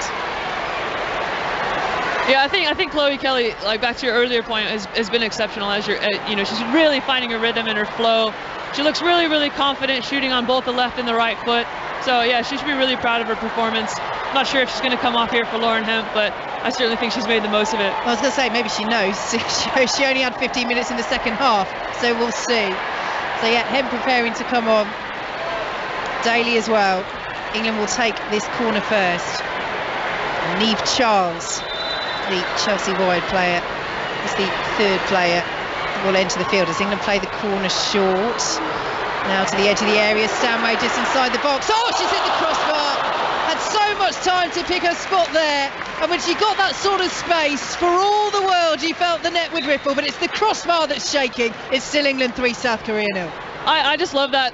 Absolutely, like that is her bread and butter, that hole just inside the penalty box, and I'm really surprised. I mean, she absolutely wellied it, and I'm surprised that just didn't find its way into the back of the net, but it certainly rattled the crossbar. I think it's only just stopped shaking. She did know Chloe Kelly. I'm sure she did. She's off Manchester City teammate Lauren Hemp. They've put in some brilliant combinations this season at domestic level. Big hug between the two City players. Niamh Charles is going to replace Alex Greenwood.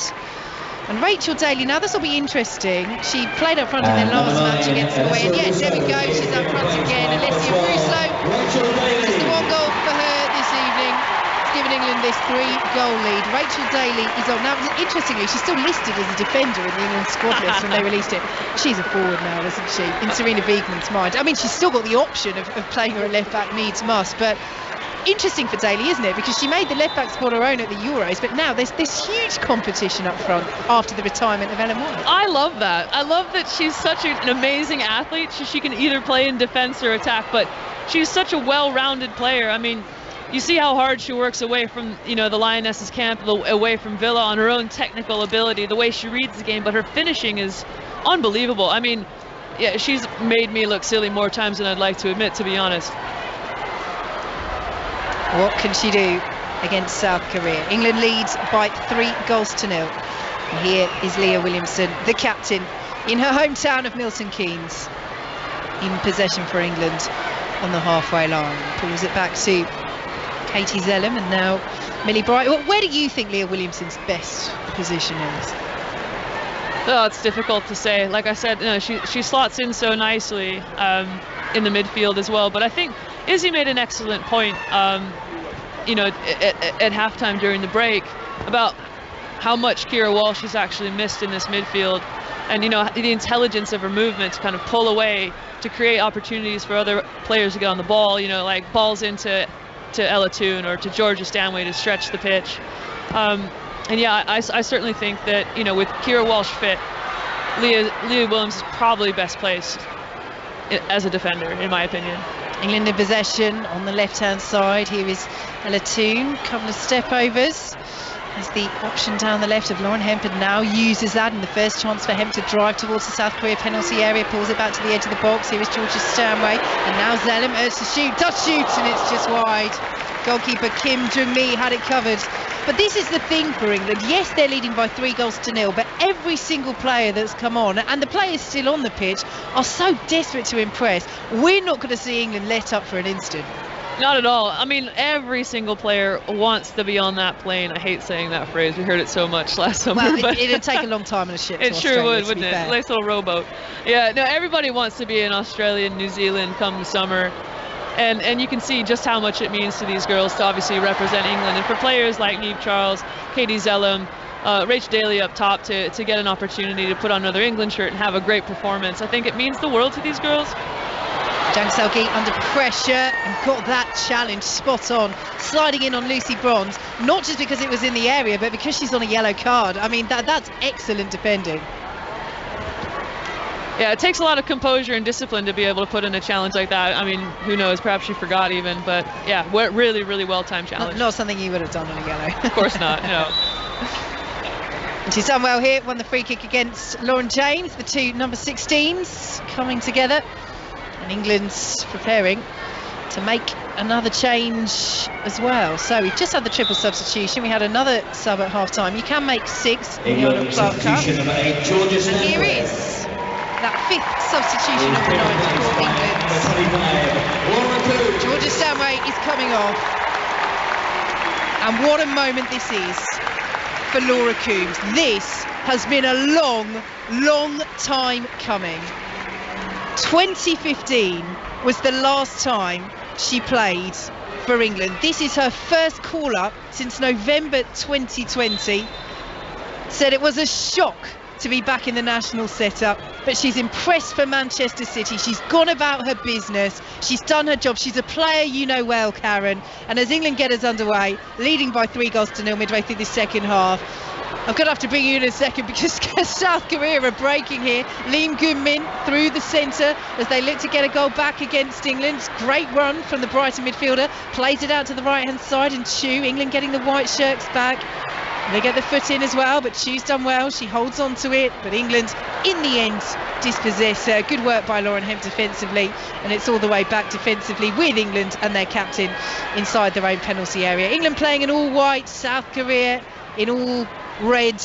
South Korea playing from right to left, but they've given it away again. England, they're just sloppy here at the moment, and South Korea looking to take advantage, curled over from the edge of the D by their forward Son, but little scare there for England. But let's go back to Laura Coombs, because this is a huge moment from a player that you know so well, Karen. Must have over the years thought that her international career was gone. You know, she's an absolute delight, like absolutely on and off the pitch. Like, she's a fantastic teammate, a wonderful person. But the work rate and the humility that you see from Laura Coombs, I think, really sets her apart. Like, she's been fantastic for Manchester City for so many years now, but she's kind of never really reaped the rewards of the work that she's put in. You know, she's been really, really diligent in working with Gareth Taylor at Man City and really making that role her own. I'll pass over to you. because down the left-hand side come England, but there's just too much on it for another City player. Lauren Hemp is behind for a goal kick. Karen. But she's been, box to box, really simple, nothing necessarily too fancy. Is happy to link up play and plays really, really well with a strong 9 who's creating space for her to run through. And I imagine we'll probably see a lot of that tonight with Rachel Daly looking to get forward. But yeah, what an amazing time for her to get back into the senior squad with obviously the World Cup just around the corner. And I certainly hope that she makes the most of it tonight.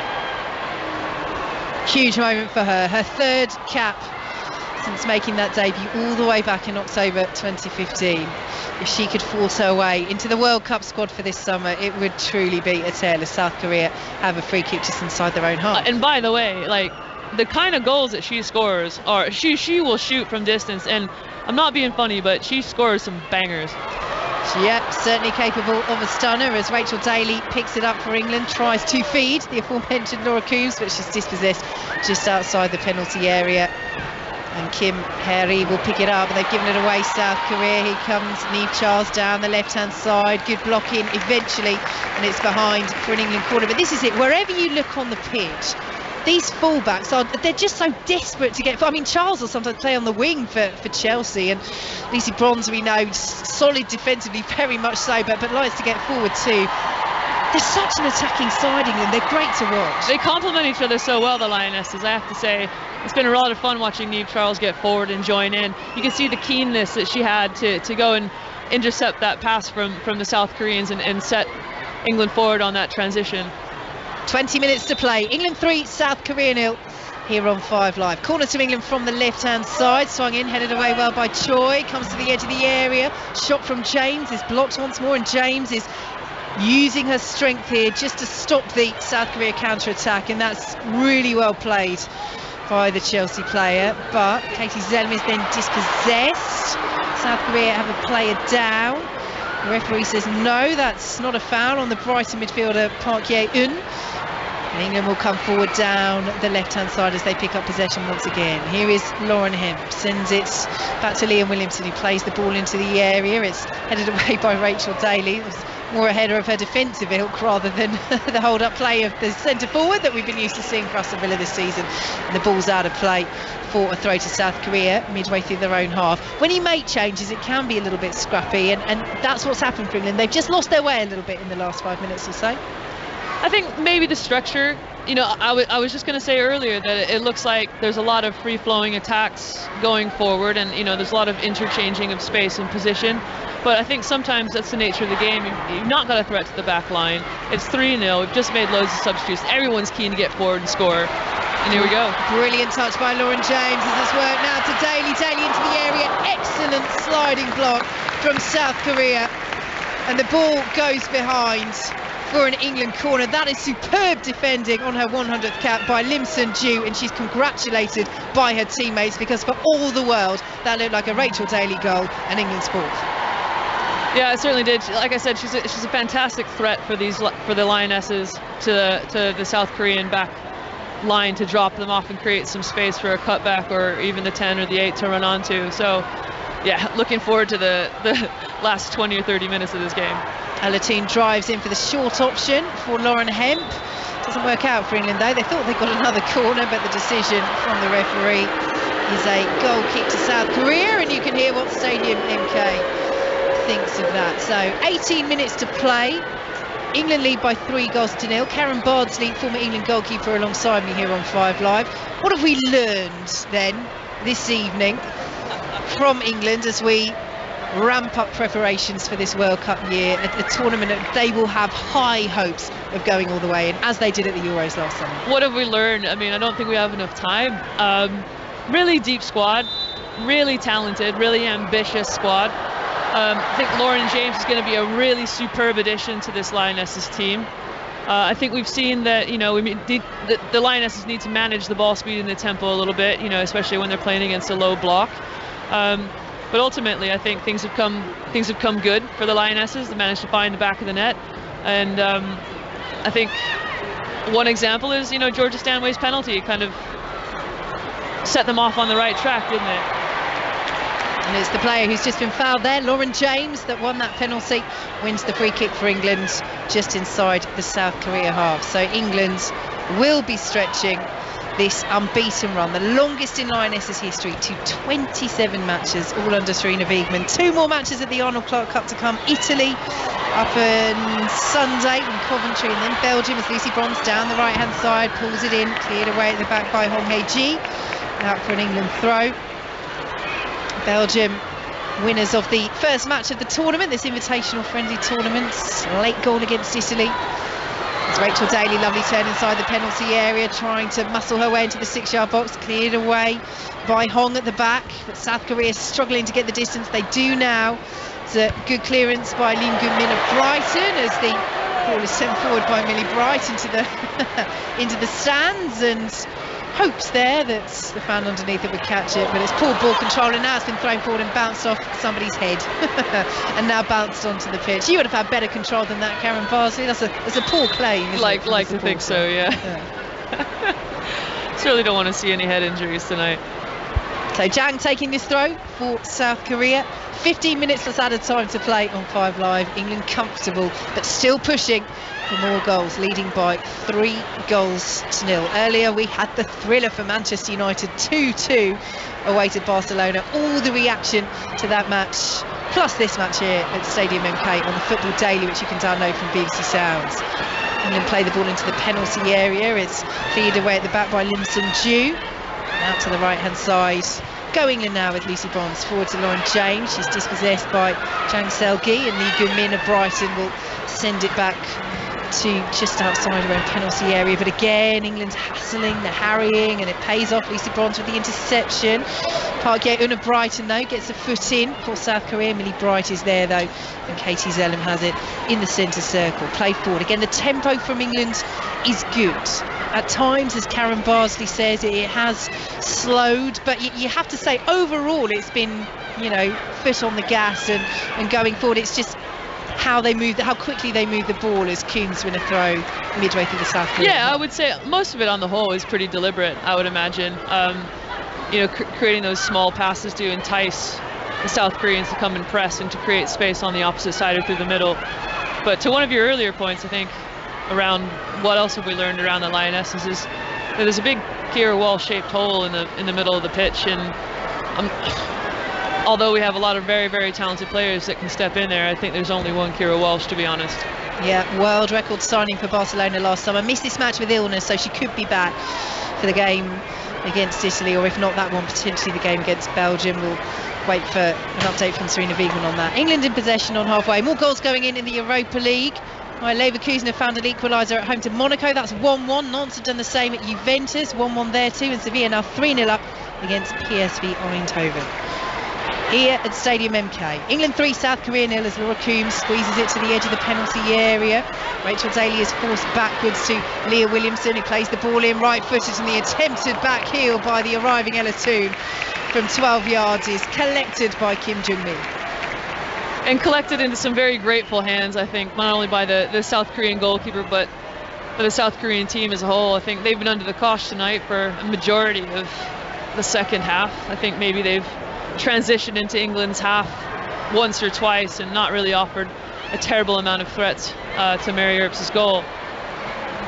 They picked up the ball on halfway. Once again, England with Lauren James. Here's Ella Toon striding forward. Lucy Bronze is an option on the right, and Bronze finds it, goes down right on the edge of the area. James picks it up. James, so clinical. What form she's in, the Chelsea player. She won the penalty, tucked away by Stanway. They got England underway in the first half, and she's found the 4th goal. And it's the composure that she has in front of the net that makes her such a big hope as we head towards the World Cup in the summer. It's England 4, it's South Korea 0. She's just taken it in stride, like she's been doing it for years. Like, she's just such a seasoned professional at this level.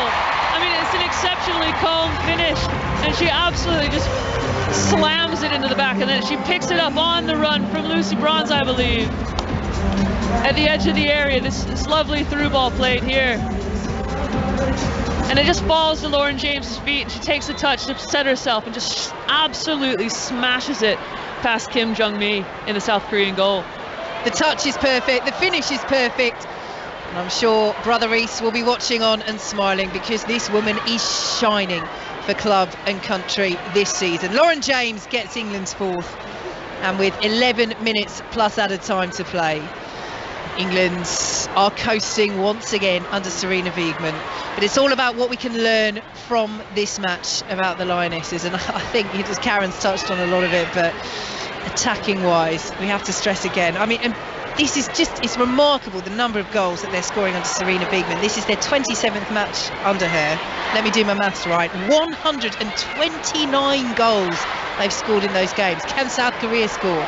They're racing down towards the England penalty area, but Troy can't get there and make too much headway of that, and it's cleared away by England, and the clean sheet will be an imperative now for Sarina Wiegman as they break down the left-hand side. England looking for the fifth goal. Lauren Hemp into the penalty area. She's got Daly there as an option. She pulls it back to Toon, edge of the D. Toon is closed down well. Shot driven in by Coombs, took a deflection, won't carry through to Hemp, and it's behind.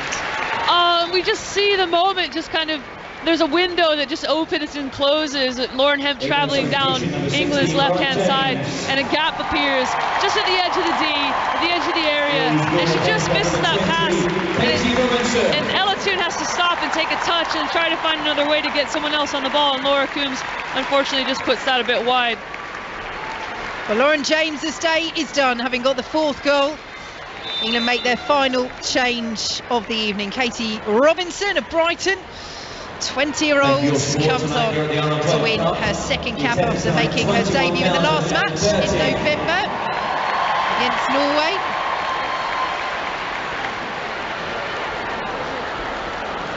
And it will be South Korea to try and bring the ball away. Another bright young Lioness talent to try and get on the score sheet is Ella Toon. Brilliant run this is, slides it to the left-hand side. England's on the hunt for the fifth goal. South Korea make the block on the edge of the area. It's swung back in. Hemp is in there and tries to flick the header away. They're appealing for the corner.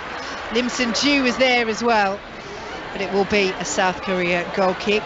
We're into the final 9 minutes. England 4, South Korea 0 on 5 Live. Karen Bardsley. I just love that. Ella Toon picks up the ball in the midfield and wants to get Katie Robinson on it and involved in the game as soon as she possibly can. I mean, Katie Robinson has really been impressive. She loves taking on players 1v1. She's a progressive dribbler into the final third. Just a really, really fun player to watch at Brighton at the minute. So big, bright future for her, I think, for England. Yep, she's been impressing for Brighton. 3 goals, 3 assists this season. 15 appearances. As Kim Jung-mi sends the ball up towards halfway. Headed away by Katie Zellem. Late challenge there. England want the free kick. Referee allows it to go. Lauren Hemp is still in possession. Rachel Daly is still down. Laura Coombs collecting on the right-hand side. Daly is just sitting back up to her feet and now getting up and limping slightly as England come forward again. Williamson urged to shoot 25 yards, sends it to the left-hand side instead. It's dinked in, the block is made, and South Korea won't prevent the corner through Chu. The attendance here just over 21,000 at Stadium MK, 21,030. And it is good to see the connection being maintained. As we mentioned, this stadium hosted several matches through the Euros. Not an England game, they haven't hosted the Lionesses since 2017, but we had the DJ going through the Euros playlist at half-time.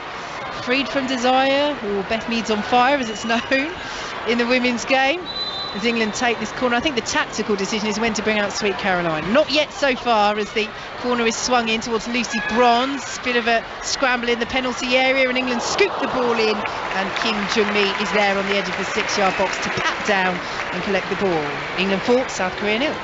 Yeah, you gotta save Sweet Caroline for the end, right? I mean, it's just tradition. Now, again, we're seeing some, really, really slow, deliberate play from the South Koreans again. I think now they're just kind of limiting the damage I think that England are going to try and do tonight, but knowing these girls, they're certainly not going to let up. England coming over the halfway line. Speaking of tradition, Georgia Stanway, who's now at Bayern, chose that as her initiation song and sang it in front of a dressing room full of Germany players that they beat in the final. I mean, that takes some guts, doesn't it? England in possession outside their own penalty area. Out to the left-hand side they go with Lauren Hemp, leading by 4-0 here on 5 Live as Ella Toon sends it back out to the left to Niamh Charles, who had to retreat sharpish but does collect possession and sends it to her Chelsea teammate Millie Bright on the edge of the centre circle. Good interception by Katie Robinson as South Korea got a foot in.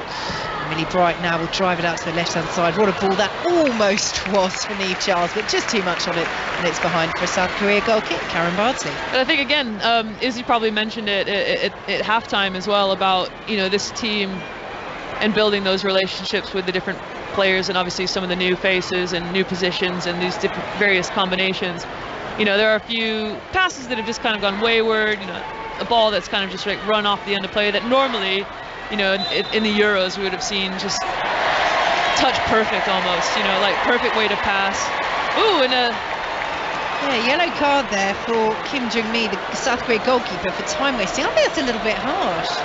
Well, I don't know, Karen Bardsley, you know the dark arts of goalkeeping better than I do. Yeah. Why would you waste time with 4-0 down? Unless you just want to go home. I don't know. I think some people's processes are a little bit longer than others.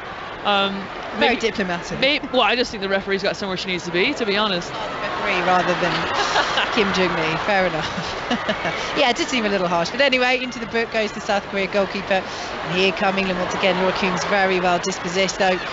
And Lee Gu-min of Brighton will bring it forward for South Korea and squeezes it out to the right-hand side and Shim So-yoon. But England have won it back. Too much on it for Rachel Daly, and South Korea send it back with Nim Sun-ju to Kim Jung-mi. If you're Rachel Daly, would you be a little bit frustrated that you haven't had more service, perhaps? Yeah, I think so. I think Rachel Daly is always going to be one of the strikers that's going to want to run in behind. And to be honest, there's not a lot of space for her to run into because the block is so deep from South Korea. So, yeah, she'll be disappointed that she's not getting more balls in, but at the same time, I think she's going to have to adjust her game and recognize how high, or how deep, I should say, the Korean backline is. She's going to have to come into the midfield and start creating opportunities for her teammates. And, that's a role that Alessia Russo does really well. And maybe that's just something that Rachel's going to have to learn how to adapt her game to in the future. So changes for South Korea, 2 of them. Jang Yoo-bin and Chung Ga-ram have come on for Hong Hae-ji and their striker Son Hwa-yeon. It's not been South Korea's night. We mentioned the fact that these players are in pre-season. They're 15th in the world to England's 4th. We always thought England would be favourites for this, but you've still got to beat what's in front of you, and we have to say it's been a very, very comfortable and competent performance from the European champions, and they've played some lovely stuff. Yeah, I would say, in years past, and having personally been involved, there have been times where we've played low blocks and we've lost our patience, and there's just an attack here, starting to transition into the box. Yeah, here come England, right-hand side of the penalty area. Nice work by Katie Robinson, gets the ball across, and it's good defending by Kim Jung-mi, who gathers inside her 6-yard area. But I can remember playing.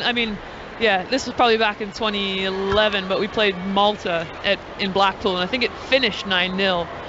But honestly, the first 45 minutes to an hour was just, missed the target, shots gone wide, people starting to snatch at things, and the game plan goes out the window.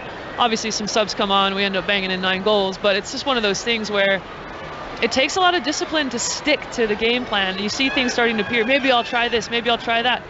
But what Serena does so well is sets out those roles and responsibilities and the expectations that she has for her players, that game plan has to work as a cohesive whole, and if one person goes off point, it just doesn't work, and then gaps starting appearing, and then you end up transitioning into opportunities for the opposition. England lose the ball just inside the South Korea half, but managed to prevent the counter. I think that is the word, cohesiveness. There just seems to be a connection about this England side and the confidence with which they play that has been engendered before the Euros, throughout the Euros. When you play as European champions, there's a belief, and it's Serena Wiedmann that has done that. We saw it when she was at the Netherlands and she won the Euros on home soil in 2017 as England come down the left-hand side. Ella Toon's had a good save, but it's off the post from Katie Robinson on the follow-up, and South Korea just about get it away. Oh, how did she miss, Robinson? What an opportunity! And she can't hit the target, she hits the woodwork instead. England still coming down the left-hand side. South Korea get a foot in and clear away. Goodness me, that should have been 5 for England. Oh, and it all started with Rachel Daly doing exactly what we discussed by dropping in deep and providing service. Here they come. Lauren Hemp skies it from the edge of the area and it bounces off the roof of the net. Well, that would have been unfortunate as Kim Jung-mi was scrambling to get back. It was a miscue from Hemp, but dear, oh dear, Katie Robinson. Oh, I know, as if that just hit the post. I'm so gutted for her. But hey, right place, right time. And, you know, she's only just come on and she's already made an impact on both flanks. You know, so lots of promise, I think, from Katie Robinson coming forward. Second time in the match that England have hit the woodwork. Georgia Stanway crashing one against the bar. But they still have the 4 goals and they are starting this Arnold Clark Cup campaign, the invitational tournament, very nicely indeed. They'll be heading top of the standings with Belgium's 2-1 win over Italy. Both of those sides on 3 points after 1 round of games, and Italy and South Korea on 0. Italy are next up for England on Sunday in Coventry, and then Belgium in Bristol next Wednesday. England looking to defend this South Korea throw as we enter the final minutes of normal time. All the reaction from Stadium MK, plus reaction to a thrilling night in the Europa League. Manchester United's 2-2 draw with Barcelona earlier on 5 Live this evening will be on the Football Daily. You can download that from BBC Sounds. Out to the left-hand side, England go once again. Again, they're not letting up as we enter 4 minutes of added time. England have the 4 goals. Can they find a 5th? Lucy Bronze picks that up. Was she caught there by Chang Seo-gi? Referee says no. She's asking for it, Lucy Bronze, and Chang Seo-gi on a yellow card as well. And the player of the match goes to England number 16. Well, no surprise here. The player of the match, Lauren James. I mean, we've talked a lot about her, Karen. So aside from Lauren James, from a Lioness point of view, who has stood out for you this evening? Oh, that's difficult. I think everyone's had their moment tonight. I think Chloe Kelly looked very, very good before she came off, obviously. Lots of challenges, lots of testing the goalkeeper, getting forward, looking really confident. I think Niamh Charles, to be fair, has come on and really joined in nicely down that left flank, connecting with Lauren Hemp and Ella Toon. So yeah, I've been really impressed with some of the young talent. Obviously, Alessia Russo always attracts a lot of attention from the opposition. She's so dangerous that we saw that goal that she scored at the near post, dinking it over a South Korean defender and the keeper. Lovely bit of space here for Laura Coombs, who unselfishly works it out to Hemp on the left-hand side, and the header was an awkward one from her own defender. And Kim Jung-mi, the South Korea goalkeeper, had to watch that back from her captain, Kim Hae-ri, but did well, covered that near post and gathers. And it's still England 4, South Korea 0 on 5 Live. Karen Bardsley. Yeah, but I mean, like, I could just talk all day about this Lioness team. I just think, like, Georgia Stanway had a very good night in the center of the park as well, and Ella Toon is still going and creating threats going forward. Trying to slide it through there too to Rachel Daly, who doesn't pick it up but does try and squeeze it back, looking for Toon. South Korea will get the foot in and clear away. Lucy Bronze, you know, every time I say play, Lucy Bronze has had a good match. I think defensively it's a challenge, isn't it? Because Mary Epps has had very little to do. Minnie Bright had that one run from Son through the centre that she dealt with well, but it has been about assessing the attacking talent as Robinson plays the ball in, and Kim Jung-mi, another player who's had a good game, the South Korea number 1, gathers the ball and will wave the players out of the penalty area. Yeah, to be fair, she did make some exceptional saves in the first half, a few to her near post and a few that she's parried wide on occasion towards the end of the first half. So yeah, I mean, it certainly could have been a lot more if it weren't for the South Korean goalkeeper. So credit where it's due.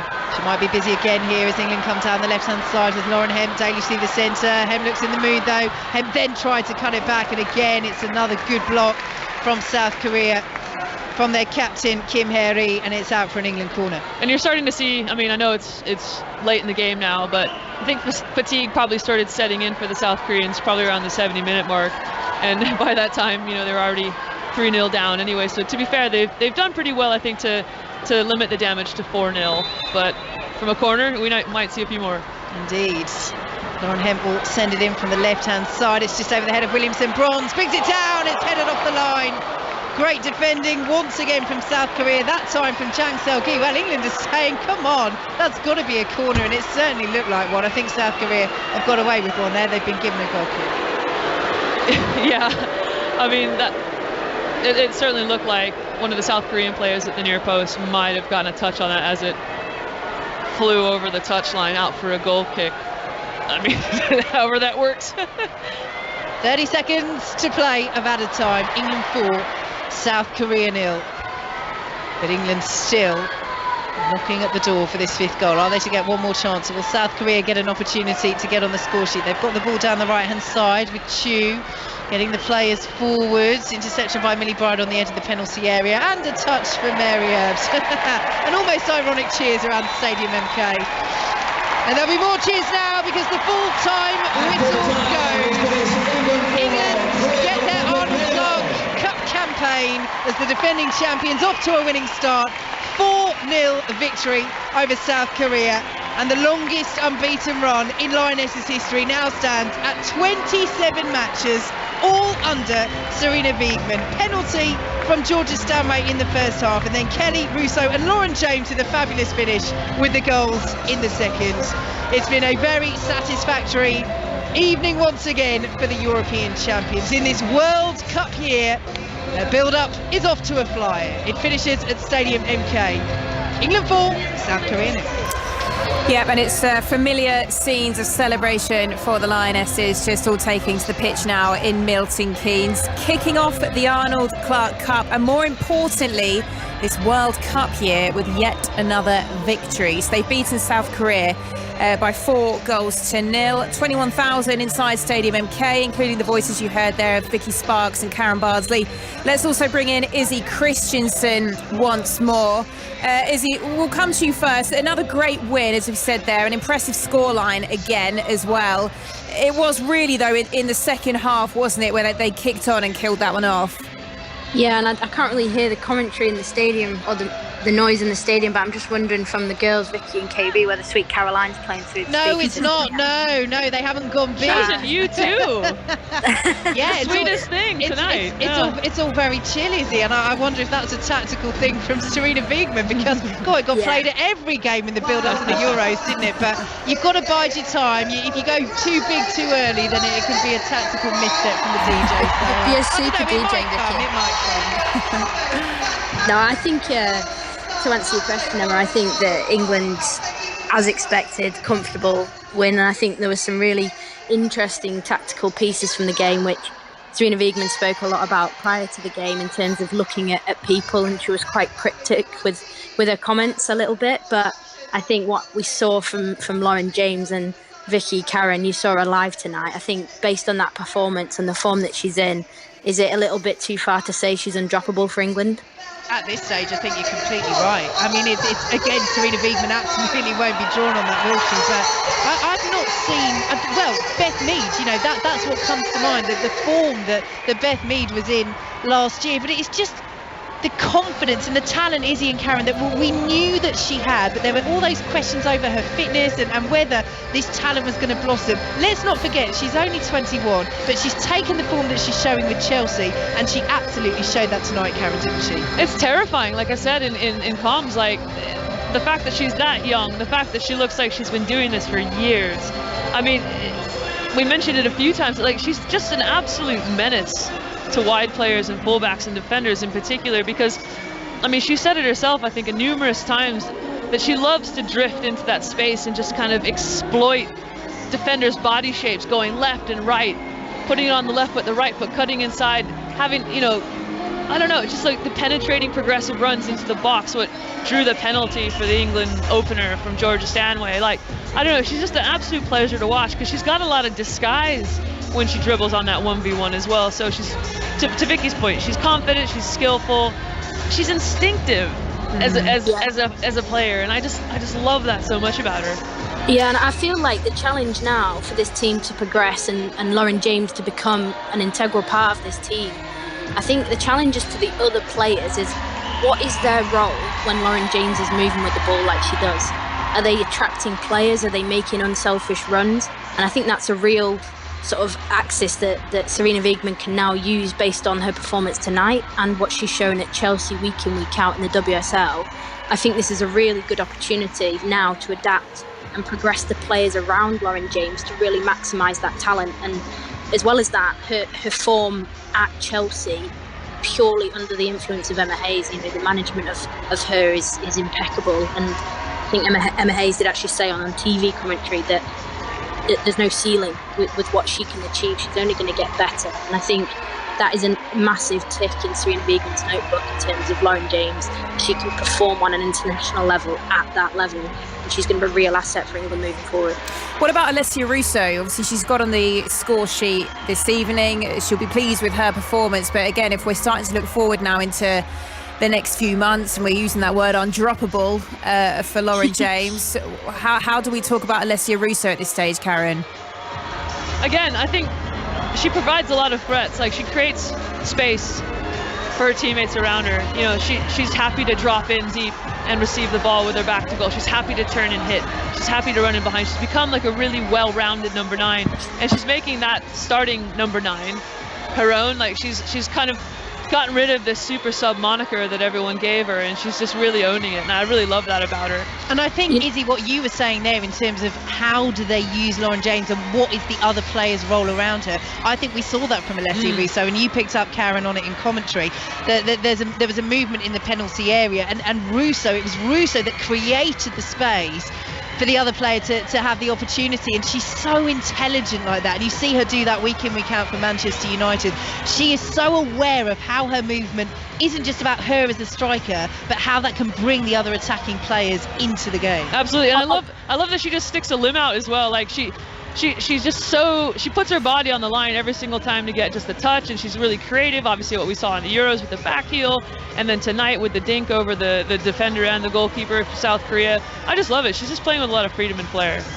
You know what, as well, Vicky, that's really interesting what you said about Alessia Russo, because when you're watching the game when you're watching the game in the stadium like you guys were, you're seeing all of those off the ball movements, but on TV obviously you're not seeing the whole picture. So it's really interesting that you've painted that idea of how Alessia Russo's unselfish movements helped Lauren James and Ella Toone find those spaces. But what I would say with Alessia Russo is, to be slightly critical, is I'd like to see more consistency in her hold-up play and the way that she brings others into the game. I think she's such a raw talent with her strength and power on the half turn. But what I'd like to see in that 9 role is the ball sticking every single time, 10 times out of 10. And bring others into play, because that's what separates sort of brilliant 9s into sort of world-class number 9s. And Alessia Russo's definitely got the ability to get there, but I'd like to see that consistency in her game to really nail that number 9 starting spot for the Lionesses. Whilst there's lots to be taken from those players who were involved, I'm just wondering, from Wiegman's point of view, do you think it was good to have a game without Keira Walsh? Which sounds weird, but do you know what I mean, Karen? Do you think actually that was quite a good learning exercise for her? Yeah, absolutely. I think, Izzy and I touched on it over the course of the game, and like, she's such a key component to England's success, obviously last year, but then probably how Sarina Wiegman wants to move forward. Not only is her movement really clever, but she's brave, she's confident, she'll get on the ball when a lot of other defensive holding midfielders might shy away from it. You've got someone up your backside, like trying to force you back to the goal, and have you got a way out? She's so clever. She's constantly scanning. She's preparing her body shape.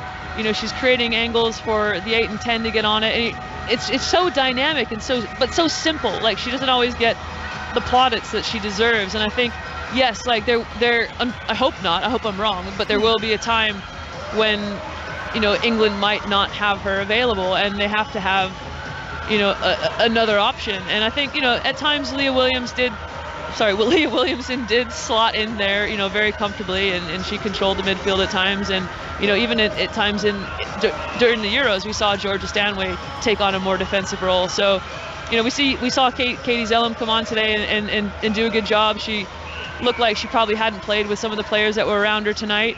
But yeah, Keira's just 1 in a million, and I think she needs to be part of this England squad if they're going to go deep into the World Cup. Do you think there's anything else, Izzy, that Sarina Wiegman would have learnt today? Not necessarily from those players on the pitch, but just sort of widening the lens, looking at the bigger picture, the players that are available to her. Do you think we'll see much more rotation in the next game? It's a good question. I'm not too sure. I think from a tactical sense, what I saw vulnerabilities in England's performance tonight was around the prospect of being counter-attacked. The way that they commit players forward, I think England have always been a little bit exposed in those areas, and Keira Walsh does do a fantastic job when she plays there, but I actually see a little bit of weakness in that England team. So what I'd say moving forwards is, how can you solidify when you're attacking? How can you stop the counter-attacks at source quicker to prevent anything, because England commit so many players forward? And I think Sarina Wiegman will look from a player's perspective and selection. I do think she might have got some answers tonight with certain players who got minutes. I think there's question marks around Jess Carter. I think there's players that can do that role in the same way, but I don't know what the plan is there moving forwards. But she's obviously an excellent defender. She's strong, she's quick, she's powerful. But I think on the international stage, has she got enough experience in this England side to go to a World Cup? I think she's got plenty of time to prove that moving forwards. But I think in general, Sarina Wiegman needs to sort of look at this team and go, how can I make them watertight? And I think that starts with stopping counter-attacks. Phil Healy in the comments: shake, rattle and roll. Let me give you one more. De La Soul